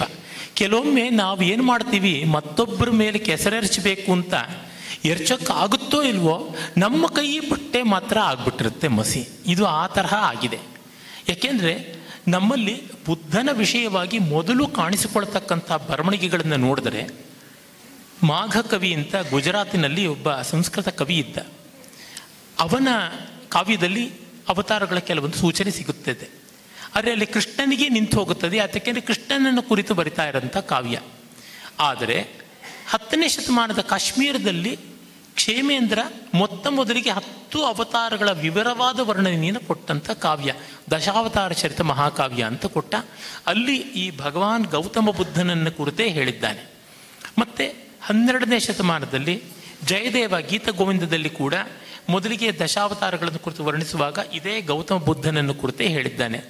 ಪುರಾಣಗಳಲ್ಲಿ ಬಂದವರು ಏನು ಮಾಡಿದ್ದಾರೆ, ವಿಷ್ಣು ರಾಕ್ಷಸ ಸ್ತ್ರೀಯರನ್ನು ಪಾತಿವೃತ್ಯ ಹಾಳು ಮಾಡೋದಕ್ಕೋಸ್ಕರ ಗೌತಮ ಬುದ್ಧನ ವೇಷ ತಾಳದ ಅಂತ ಹೇಳುವ ಮೂಲಕ ವಿಷ್ಣುವನ್ನೇ ವ್ಯಭಿಚಾರಕ್ಕೆ ತುತ್ತು ಮಾಡಿಬಿಟ್ರಲ್ಲ, ಎಂಥ ಅನ್ಯಾಯ ಆಯಿತು. ಇದು ಬೇರೊಬ್ಬರ ಮೇಲೆ ಮಣ್ಣೆರ್ಚಕ್ಕೆ ಹೋದಾಗ ನಾವು ಕೆಲವು ಸತಿ ಅವಿವೇಕ ಮಾಡ್ಕೊಂಡು ಬಿಡ್ತೀವಿ. ಆದರೆ ನೀವು ವಿಷ್ಣು ಪುರಾಣದಲ್ಲಿ ನೋಡಿದ್ರೆ, ಭಾಗವತ ಪುರಾಣದಲ್ಲಿ ನೋಡಿದ್ರೆ ಹಾಗೆಲ್ಲ ಕಾಣಿಸೋದಿಲ್ಲ. ಅಂದರೆ ನಮಗೆ ಗೊತ್ತಾಗುತ್ತದೆ ಪುರಾಣಗಳನ್ನು ಈ ಕಾಲದ ವಿಕಿಪೀಡಿಯಾಗಳ ತರಹ ಯಾರೂ ಅದಕ್ಕೆ ಸೇರಿಸ್ತಾ ಇದ್ದಿದ್ದು ಹಾಗೆ ಬೆಳೀತಾ ಬಂತು ಅಂತ ಗೊತ್ತಾಗುತ್ತದೆ. ಆ ಕಾಲದಿಂದ ಕಾಲಕ್ಕೆ ಬೆಳೀತಾ ಬಂದಿರೋದು ಗೊತ್ತಾಗುತ್ತೆ. ಪುರಾಣಗಳಲ್ಲಿ ಪ್ರಕ್ಷೇಪ ಇದೆ ಅಂತ ನಮಗೆ ಸ್ಪಷ್ಟವಾಗಿ ಗೊತ್ತಾಗುತ್ತದೆ. ಯಾವ ಪ್ರಕ್ಷೇಪ ಆ ಮೂಲದ ಸ್ಫೂರ್ತಿಗೆ ಸರಿಯಾಗಿದೆಯೋ ಅದು ಉಳಿಸ್ಕೊಳ್ಬಹುದಾದದ್ದು. ಇವತ್ತು ಊಟ ಮಾಡ್ತಾ ಕೂಡ ನಮ್ಮ ಶ್ರೀಕಾಂತ್ ಇವರಿಗೆ ಹೇಳ್ತಾ ಇದ್ದಿದ್ದಾಗಿತ್ತು, ಶೆಟ್ಟರಿಗೆ, ಶ್ರೀಕಾಂತ್ ಶೆಟ್ಟರಿಗೆ, ಲಕ್ಷ್ಮಣ ರೇಖಾ ವಾಲ್ಮೀಕಿ ರಾಮಾಯಣದಲ್ಲಿ ಇಲ್ಲ, ಆದರೆ ಅದು ತುಂಬ ಚೆನ್ನಾಗಿದೆ, ಅದನ್ನು ಇಟ್ಕೊಳ್ಬಹುದು. ದ್ರೌಪದಿಗೆ ಅಕ್ಷಯಾಂಬರ ಕೊಟ್ಟ ಅನ್ನುವಂಥದ್ದು ಕೃಷ್ಣನೇ ನೇರವಾಗಿ ಕೊಟ್ಟ ಅಂತ ಕ್ರಿಟಿಕಲ್ ಎಡಿಷನ್ ಅಂತ ನಾವು ಕರಿತೀವಿ, ಪೂರ್ಣಾದ ಕ್ರಿಟಿಕಲ್ ಆವೃತ್ತಿ ಅಂತ ಎಲ್ಲ ಹಸ್ತಪ್ರತಿಗಳನ್ನು ನೋಡಿ ಮಾಡಿದ್ರೊಳಗೆ ಇಲ್ಲ. ಅದೇ ಥರ ಅಕ್ಷಯ ಪಾತ್ರ ಪ್ರಸಂಗ ದೂರ್ವಾಸ ಬಂದು ಅಕ್ಷಯ ಪಾತ್ರ ಪರೀಕ್ಷೆ ಮಾಡೋಕ್ಕೆ ಬಂದ ಅನ್ನೋದು ಇಲ್ಲ. ಆದರೆ ಅದು ಇರೋದು ತುಂಬ ಚೆನ್ನಾಗಿದೆ ಪ್ರಕ್ಷೇಪ. ನಮ್ಮ ಕುಮಾರವ್ಯಾಸ ಬರೆದಿದ್ದಾನೆ, ರತ್ನಪ್ರಾಯವಾಗಿದೆ ಆ ಭಾಗ. ನಾನು ಅದೆಷ್ಟು ಬಾರಿ ವ್ಯಾಖ್ಯಾನ ಮಾಡಿದ್ದೀನೋ.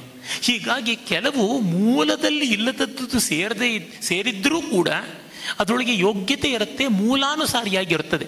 ಕೆಲವೊಮ್ಮೆ ನಮ್ಮ ಮನೆಯ ರಕ್ತ ಸಂಬಂಧಿಗಳೆಲ್ಲ, ಬಂಧುಗಳೆಲ್ಲ, ಮಕ್ಕಳೆಲ್ಲ, ಸ್ನೇಹಿತರು ಬಂದು ನಮ್ಮವರೇ ಆಗ್ಬಿಡ್ತಾರೆ, ನಮ್ಮ ಮನೆಯವರಿಗಿಂತ ಮಿಗಿಲಾಗ್ತಾರೆ. ಅವ್ರನ್ನ ದೂರ ಮಾಡ್ತೀವಾ? ಇಲ್ಲ. ಕೆಲವೊಮ್ಮೆ ಬಂದವರು ನಮ್ಮ ಜೊತೆ ಸೇರೋದಿಲ್ಲ. ಕೆಲವು ಪ್ರಕ್ಷೇಪಗಳು ಹಾಗಿರುತ್ತವೆ, ಆ ತರಹ ಆಗುತ್ತವೆ. ಅದರಿಂದ ಬುದ್ಧ ಅಂತ ನಮ್ಮ ಪರಂಪರೆ ಯಾವುದನ್ನು ವಿಶಾಲವಾಗಿ ಸನಾತನ ಧರ್ಮೀಯರು ನೆಚ್ಚಿಕೊಂಡು ಬಂದಿದ್ದಾರೆ, 9ನೇ ಅವತಾರ ಮಹಾವಿಷ್ಣುವುದು ಅಂತ ಗೌತಮ ಬುದ್ಧನೇ. ಇಷ್ಟು ಮಾತ್ರವಲ್ಲ, ತುಂಬ ಜನಕ್ಕೆ ಅದು ಗೊತ್ತಿಲ್ಲ. ಬುದ್ಧ 9ನೇ ಅವತಾರ ಅಂತ ಗೊತ್ತಿದೆ. ಭಾಗವತದಲ್ಲಿ, ಶ್ರೀಮದ್ ಭಾಗವತದಲ್ಲಿ ಮಹಾವಿಷ್ಣುವಿನ 22 ಅವತಾರಗಳ ಕೆಲವು ಆವೃತ್ತಿಗಳಲ್ಲಿ 24 ಅವತಾರಗಳ ಉಲ್ಲೇಖ ಬರುತ್ತೆ. ಅದರೊಳಗೆ ಒಂದು ಆದಿದೇವ ವೃಷಭನಾಥ ತೀರ್ಥಂಕರ ಕೂಡ ವಿಷ್ಣುವಿನ ಅವತಾರಗಳಲ್ಲಿ ಒಂದು ಅಂತ ಗೊತ್ತಾಗುತ್ತೆ. ಹಾಗಾಗಿ ಬೌದ್ಧ, ಜೈನ ಎರಡನ್ನೂ ಕೂಡ ಸನಾತನ ಧರ್ಮ ತನ್ನ ಸರ್ವೋಚ್ಚ ದೇವತೆಯಾದ ಮಹಾವಿಷ್ಣುವಿನ ಅವತಾರ ಅಂತಲೇ ಒಪ್ಪಿದೆ. ಅದರೊಳಗೆ ಯಾವ ಸಂದೇಹವೂ ಇಲ್ಲ.